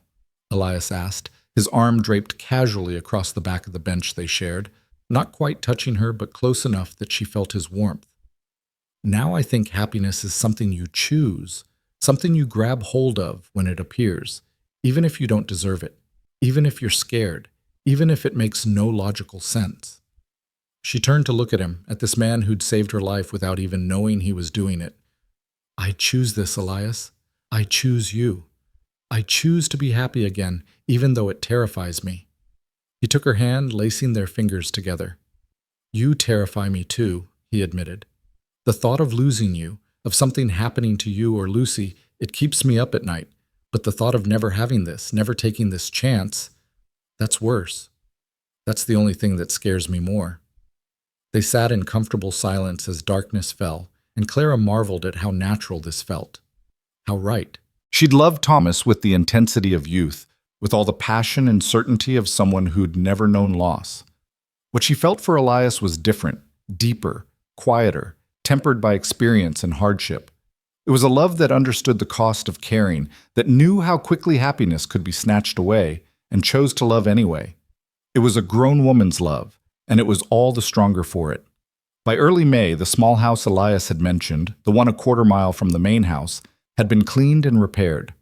Tommy and the other hands had worked on it in their spare time, replacing broken windows, patching the roof, making it habitable. It wasn't much, just 3 rooms and a small porch, but it had good bones and a view of the mountains that took Clara's breath away. "What do you think?" Elias asked, standing beside her as she surveyed the freshly painted walls and the sturdy furniture he'd had brought in. "I think it's perfect," Clara said honestly. "But Elias, I need you to understand something. If Lucy and I move in here, it's not because I want distance from you. It's because Lucy needs to see that you're standing on your own 2 feet," Elias finished. "Because you need to know you're staying because you want to, not because you have nowhere else to go. Because the ranch hands are already gossiping, and you want to protect your reputation and Lucy's future. I know, Clara. I understand." She shouldn't have been surprised that he understood. Elias always understood, always seemed to see right through to the heart of what she was feeling, even when she couldn't quite articulate it herself. "I'll still cook for everyone," she said. "I'll still be at the main house most of the day. It's just that you need your own space, your own home. I get it." He smiled, though something in his eyes looked a little sad. "I'll miss hearing Lucy's laughter first thing in the morning. And I'll miss knowing you're just down the hall if I need to talk to someone in the middle of the night. But I want you to have this, Clara. Want you to have independence and choices and a place that's truly yours." They moved into the small house the following week, and Clara couldn't help crying as she arranged their few possessions in the space. Happy tears this time, not the desperate, terrified tears of last winter. Lucy ran from room to room, declaring everything perfect, claiming the smaller bedroom as her own, and immediately beginning to plan how she'd decorate it. "Mama, can I have flowers?" Lucy asked, pressing her face against the window. "Real ones in a garden?" "You can have flowers," Clara promised. "We'll plant them together." That night, after Lucy was asleep in her new room, Clara sat on her small porch and looked up at the stars. The main house was visible in the distance, lamplight glowing in the windows. She could walk there in 5 minutes, could go back any time she wanted. But this This little house with its creaky floors and drafty windows was hers. She'd earned it. She'd worked for it. And that made all the difference. She heard footsteps approaching and smiled before she even saw him. She'd know Elias's walk anywhere now, the steady, measured pace of a man who was never in a hurry but always got where he was going. Couldn't sleep? He asked, settling onto the porch step beside her. Too much happiness. Keeps me awake. Clara leaned against his shoulder, and he wrapped an arm around her, pulling her close. Is that a thing? Being too happy to sleep? If it is, I've got the same problem. He kissed the top of her head. Strange, isn't it? How fast things can change. Last winter you were ready to sell your hair for bread. Now look at us. Now look at us, Clara echoed, and felt the truth of it settle in her bones. They'd come so far, through so much, and somehow ended up here, together, happy, building something neither of them had dared hope for. June arrived with warm days and star-filled nights. The ranch was busy with the work of spring branding and fence repairs. Extra hands had been hired, just as Elias predicted, and Clara found herself cooking for 10 men instead of 5. The work was exhausting but satisfying, and her reputation as a cook had apparently spread because the new hands all seemed pleasantly surprised that the food was actually edible. "Ma'am, these are the best biscuits I've had since my mama died," one young cowboy told her earnestly, and Clara had to turn away to hide her smile. Lucy thrived in the summer warmth. She'd become a fixture around the ranch, helping with chores and charming every cowboy who crossed her path. She still asked about Thomas sometimes, but those questions came less frequently now, and they didn't hurt quite as much. Clara talked about him honestly when Lucy asked, keeping his memory alive while gently making space for their new life. One evening in late June, as Clara was cleaning up after dinner, Elias appeared in the kitchen doorway with an expression she couldn't quite read. "Can we talk?" he asked. Clara's heart skipped. Those 3 words never meant anything good. "Of course. What's wrong?" "Nothing's wrong. He ran a hand through his hair, looking uncharacteristically nervous. "Can we go for a walk?" They left Lucy playing checkers with Tommy on the main house porch and walked in silence toward the small rise behind the barn, the place where you could see the whole ranch spread out below and the mountains rising in the distance. The sun was setting, painting everything in gold and amber, making the ordinary landscape look like something out of a painting. When they reached the top of the rise, Elias stopped and turned to face her. In the fading light, Clara could see the tension in his shoulders, the way his hands clenched and unclenched at his sides. "Clara, I know I said I wouldn't rush you. I know I said I'd give you all the time you needed to grieve, to heal, to figure out what you wanted." He took a breath. "But I'm going to break that promise because I can't wait anymore. I've tried to be patient, tried to give you space, but the truth is, I don't want to wait. I don't want to waste another day, another hour, pretending we're not already building a life together." Clara's breath caught. "Elias, let me finish. Please." He reached into his pocket and pulled out a small box, and Clara felt the world tilt sideways. "I love you, Clara. I love Lucy. I love coming home and knowing you'll be there. I love watching you cook and argue with me about whether the cattle need more hay. I love the way you bite your lip when you're concentrating and the way you hum while you work. I love that you're stubborn and fierce and brave enough to walk 7 miles through a blizzard to save your daughter. I love everything about you, and I want to spend the rest of my life proving it."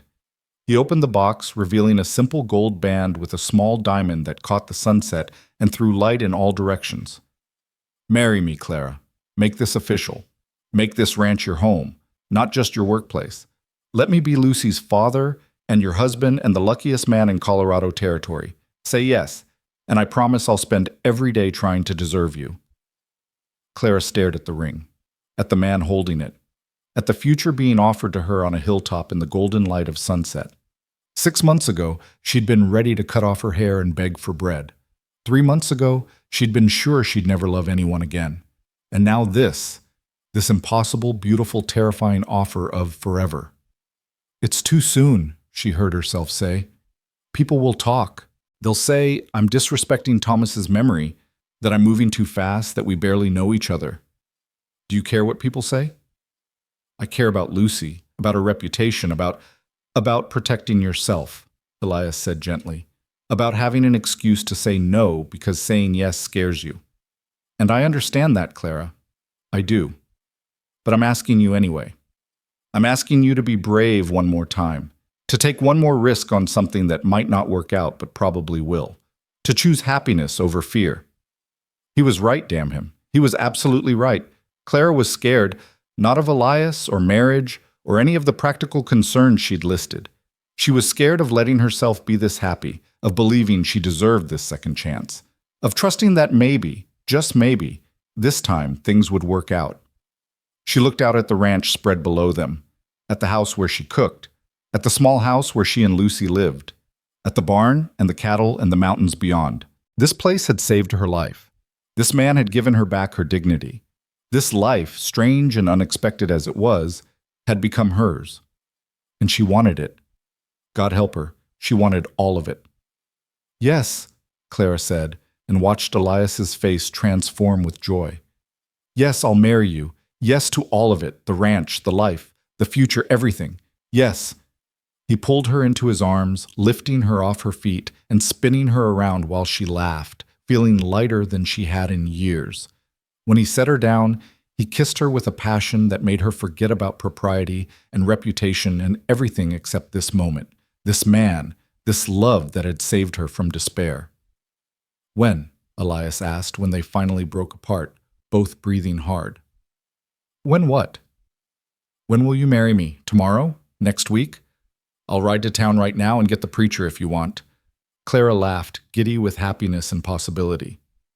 Maybe not tomorrow, but soon, very soon, before I lose my nerve and remember all the reasons this is crazy. It's not crazy, Elias said firmly. It's the sanest thing either of us has ever done.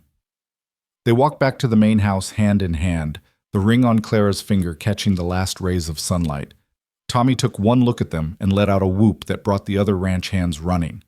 Hot damn, the boss finally did it! Tommy grabbed Clara and spun her around laughing.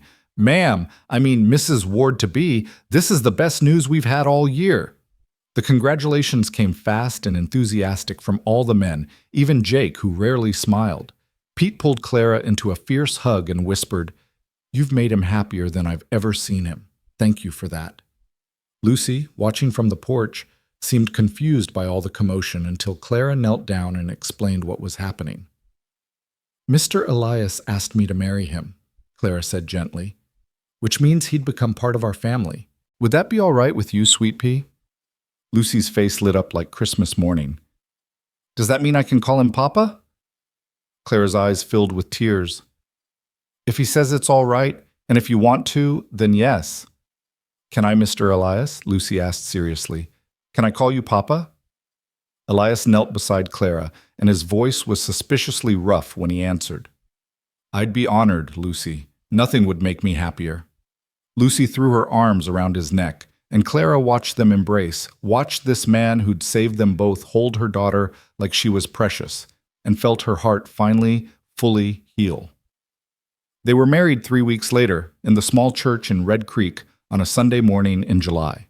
Clara wore a new dress, pale blue, nothing fancy, but clean and pretty and hers. Lucy was her only attendant, wearing a white dress and clutching a bouquet of wildflowers they'd picked that morning. The ranch hands filled the pews, along with a few townspeople who'd heard about the wedding and come out of curiosity or kindness or both. Mr. Morrison was there, beaming like he'd orchestrated the whole thing. And Pete's daughter had made the journey from Missouri with her family, arriving just in time for the wedding, and the old man couldn't stop smiling. As Clara walked down the short aisle, no one to give her away, but she didn't need that, she was giving herself, she caught sight of Elias waiting at the altar. He was wearing his best suit, his hair neatly combed, his face full of an emotion so powerful it took her breath away. Love. Pure, uncomplicated, absolute love. The ceremony was simple. The vows were traditional. But when Elias slipped the ring onto her finger and the preacher declared them husband and wife, Clara felt something settle into place that had been broken for so long. Not a healing, she'd been healing for months, but a completion. A sense that this was exactly where she was meant to be, with exactly who she was meant to be with. You may kiss your bride, the preacher said with a smile. Elias cupped Clara's face in his hands, his touch infinitely gentle, and kissed her with a tenderness that made her eyes sting with happy tears. The small congregation erupted in applause and cheers, with Tommy whistling loud enough to wake the dead. "Mrs. Ward," Elias said softly, for her ears alone. "My wife." "My husband," Clara answered, marveling at how natural the word felt. "My Elias." They held the reception at the ranch, with food Clara had prepared over the past week, and music from a fiddle player Morrison had hired as a wedding gift. Lucy danced with every cowboy who asked, delighted to be wearing her fancy dress and staying up past bedtime. The men ate and drank and told increasingly outrageous stories about ranch life. And Clara and Elias moved through it all together, his hand never far from hers, her smile constant and genuine. As the sun began to set, Clara found herself standing on the porch of what was now officially her home. Not the small house, but the main house, the ranch house, where she'd spent her first night as Elias's employee and would spend tonight as his wife. The change in status felt both momentous and somehow like it had always been inevitable. "Happy?" Elias asked, coming to stand beside her. "Impossibly so." Clara leaned into him, and his arm came around her waist, solid and sure. "Sometimes I still can't believe this is real. That I'm here, that we're married, that life can be this good after being so hard." "Believe it," Elias said. "This is real, Clara. This is our life now. And it's going to be good. I promise you that." Promises. Clara had learned to be wary of promises, had learned that life made no guarantees and tomorrow was never assured. But she believed Elias when he made them, believed that he'd do everything in his power to keep them. And if something happened, if fate dealt them another cruel hand, at least they'd face it together. The summer passed in a blur of work and happiness. Clara settled into her role as Elias's wife with surprising ease, managing the household and the cooking and Lucy, while Elias ran the ranch. They were partners in every sense of the word, making decisions together, supporting each other, building something that was stronger than either of them alone. Lucy thrived under Elias's attention. He taught her to ride properly, to rope fence posts, to recognize different bird calls. He never tried to replace Thomas in her memories, but he carved out his own space in her heart, and Clara watched their bond grow with gratitude and joy. The ranch hands adapted to the new dynamic without complaint. If anything, they seemed happier to have Clara officially established as the lady of the house. The hierarchy was clearer now, the roles more defined, and Clara found she had more authority and respect than she'd ever expected. Even the townspeople, who might have gossiped about the quick marriage, seemed to accept it.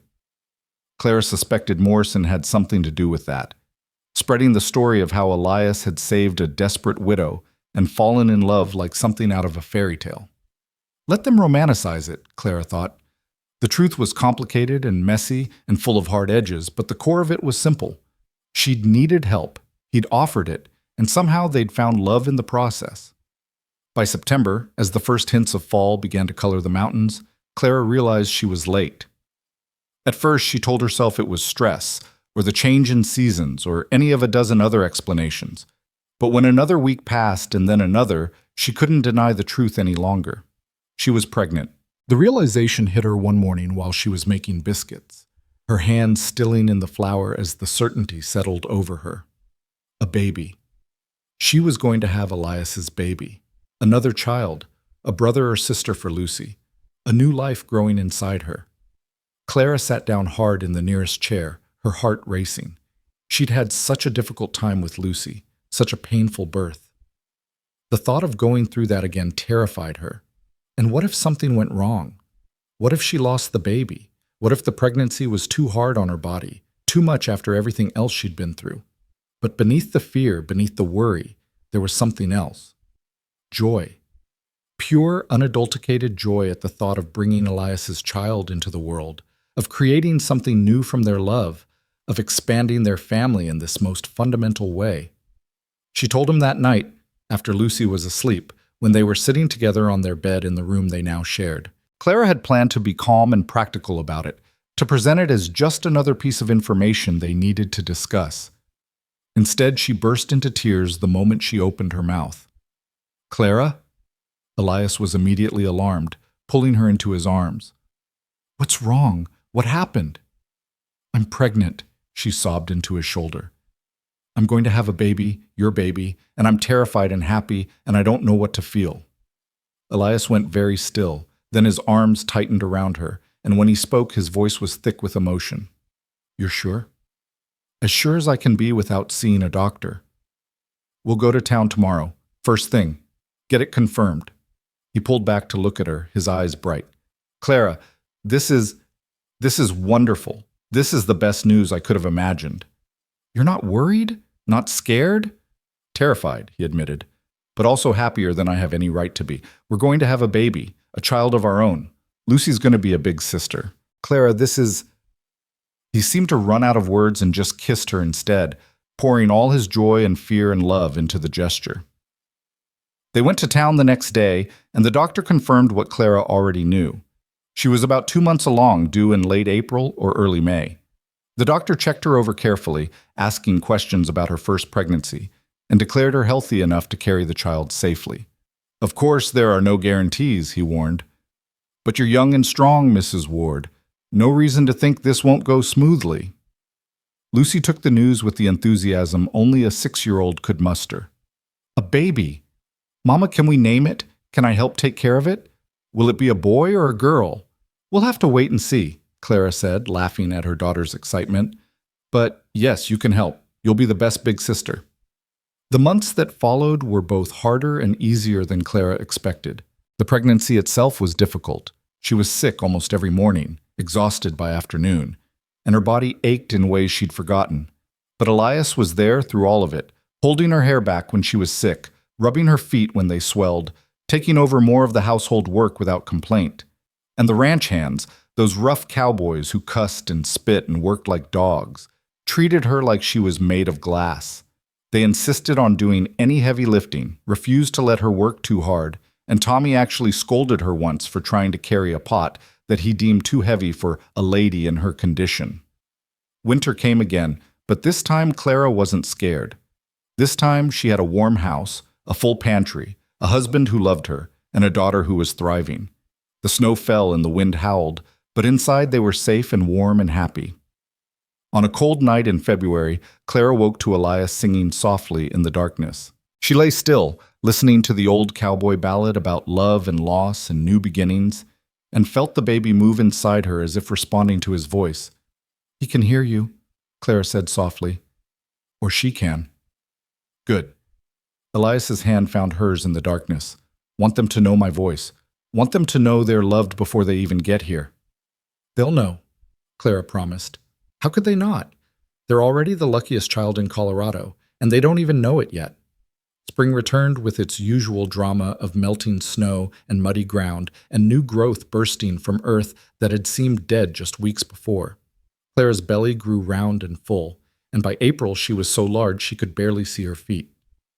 She'd stopped cooking for the ranch hands, handing those duties over to a temporary cook Elias had hired so she could rest.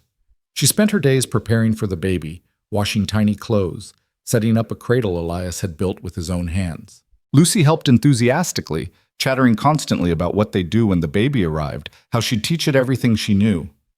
On a warm evening in late April, Clara was sitting on the porch, watching the sunset when the first pain hit. She gasped, clutching her swollen belly, and Elias, who'd been sitting beside her, was on his feet instantly. Is it time?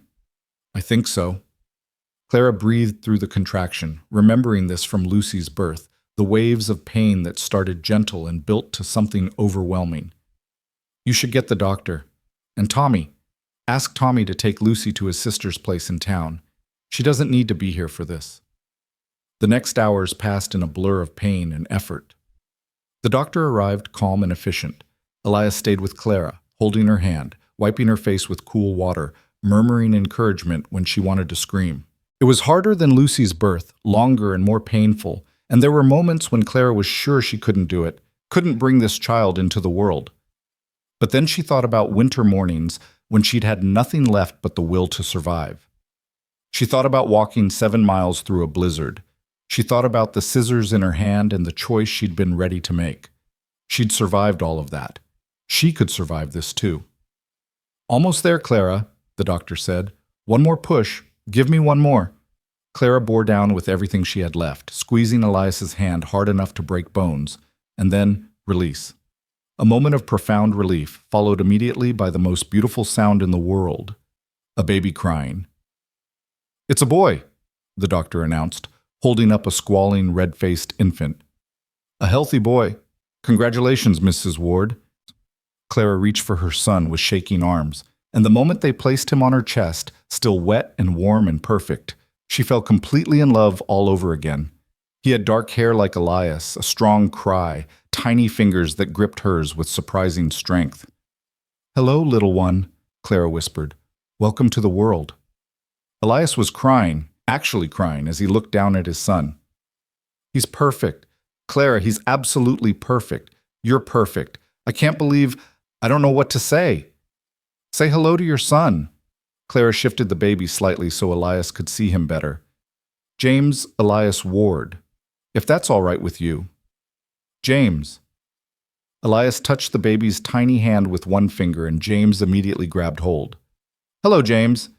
I'm your father, and I promise you'll never go hungry, never be scared, never doubt for a moment that you're loved." It was the same promise Clara had made to Lucy in the dark cabin last winter, the promise every parent made to every child, knowing they couldn't guarantee it but swearing to try anyway. By the time Lucy came home the next day, delivered by an excited Tommy who'd been pacing the ranch all night, Clara was propped up in bed with James sleeping in her arms. Lucy approached cautiously, eyes wide, clearly not sure what to make of this tiny creature who'd suddenly joined their family. "This is your brother," Clara said softly. "Come meet him." Lucy climbed carefully onto the bed and peered at the baby. "He's very small." "You were this small once." "Really?" Lucy seemed skeptical. "Can I touch him?" Gently, Clara guided Lucy's hand to James's head, showing her how to stroke his soft hair. "See? He's real. He's ours." "Ours," Lucy repeated, wonder in her voice. Then she looked up at Clara with Thomas's eyes and said, "Mama, are we a real family now?" Clara's throat tightened with emotion. "We've always been a real family, Sweet Pea. You and me. But now we're a bigger family. Now it's you and me and Papa Elias and baby James, and we're all going to take care of each other, all right?" "All right." Lucy leaned closer to the baby, studying him seriously. "I'm going to teach you everything, James. How to ride horses and rope fence posts and which clouds look like rabbits. I'm going to be the best big sister ever." "I know you will be," Clara said, pulling Lucy close with her free arms so she held both her children. "I know you will." The months that followed were exhausting and chaotic and wonderful. James was a good baby, healthy and strong, with lungs that could wake the entire ranch when he decided it was time to eat.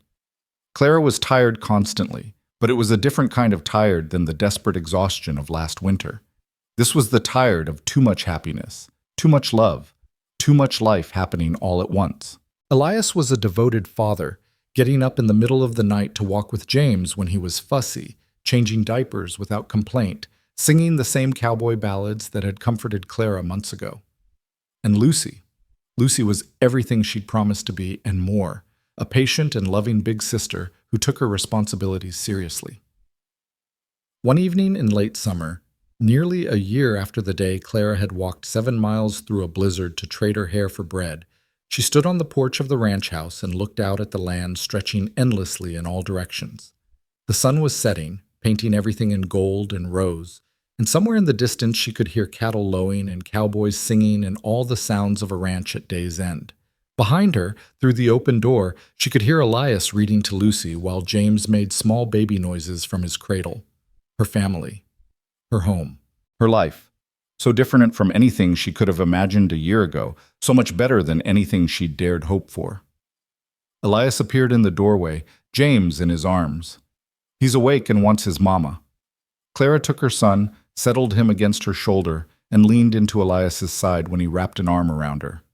Together they stood and watched the sunset. 3 people bound by love and circumstance and the choices they'd made. "Do you ever think about that day?" Elias asked quietly. "The day in Morrison's store?"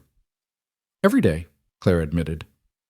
"I think about who I was then, what I was prepared to do, and I think about what would have happened if you hadn't been there. if you hadn't offered me that job. I'd like to think someone else would have helped, that you would have found another way. Maybe, but I'm glad it was you." Clara turned her face up to kiss him softly. "I'm glad it was you who saved us. You who loved us. You who gave us this life." "You saved yourself, Clara. I just gave you a place to land." Elias kissed her forehead. "But I'm glad I was there too. Glad I got the chance to love you, to build this life with you." They stood together in the fading light, their son between them, their daughter singing somewhere inside, their future stretching out like the Colorado plains, vast and sometimes harsh but full of possibility. Clara's hair had grown back, falling to her shoulders now in waves she'd stopped trying to control. But she never forgot what it had meant to cut it off, never forgot the desperation that had driven her to that moment. She'd given up her hair for bread, but a cowboy had said, "Keep it, I'll feed you both." And he had. He'd fed her body and her soul and her heart that she'd thought was too broken to ever work again. He'd given her not just food but a future, not just shelter but a home, not just survival but a life worth living. And on this summer evening, with her husband beside her and her children safe and happy, Clara Bennett Ward finally understood what it meant to be truly wealthy, not in money or possessions or any of the things she'd once thought mattered, but in love and family, and the knowledge that no matter what storms came, and storms would come, because life was like that, they'd face them together. She was rich beyond measure, and it had all started with a pair of scissors, a blizzard, and a cowboy who'd cared enough to help a desperate stranger. "Thank you," Clara whispered into the warm evening air, though she wasn't sure if she was talking to Elias or to God or to fate itself. "Thank you for this." Elias's arm tightened around her. "No, Clara, thank you for taking the chance, for saying yes, for choosing to live again when it would have been so much easier to just give up." James yawned and snuggled closer to Clara's chest, already drifting back to sleep. Inside, Lucy's singing had been replaced by the quiet sounds of a child settling down for the night. And all around them, the ranch, their home, prepared for darkness, secure in the knowledge that tomorrow would bring another day of work and life, and all the ordinary miracles that made up a good existence. Clara closed her eyes and breathed in deeply, smelling hay and horses and the wild sweetness of prairie grass, feeling the weight of her son in her arms and her husband's strength beside her. This was happiness. This was home. This was everything she'd almost lost and somehow, impossibly, found again. The widow who'd tried to trade her hair for bread had become a wife and mother who wanted for nothing. And somewhere in the great cosmic balance of the universe, Clara thought that maybe, just maybe, she'd finally gotten what she deserved. Not because she'd earned it through suffering, but because she'd been brave enough to accept it when it was offered. Because she'd chosen hope over despair, love over fear, life over mere survival. And as the stars began to appear in the darkening sky above the Colorado plains, Clara Bennett Ward smiled and held her family close, grateful beyond words for the cowboy who'd said, "Keep your hair, I'll feed you both," and had given her the whole world instead.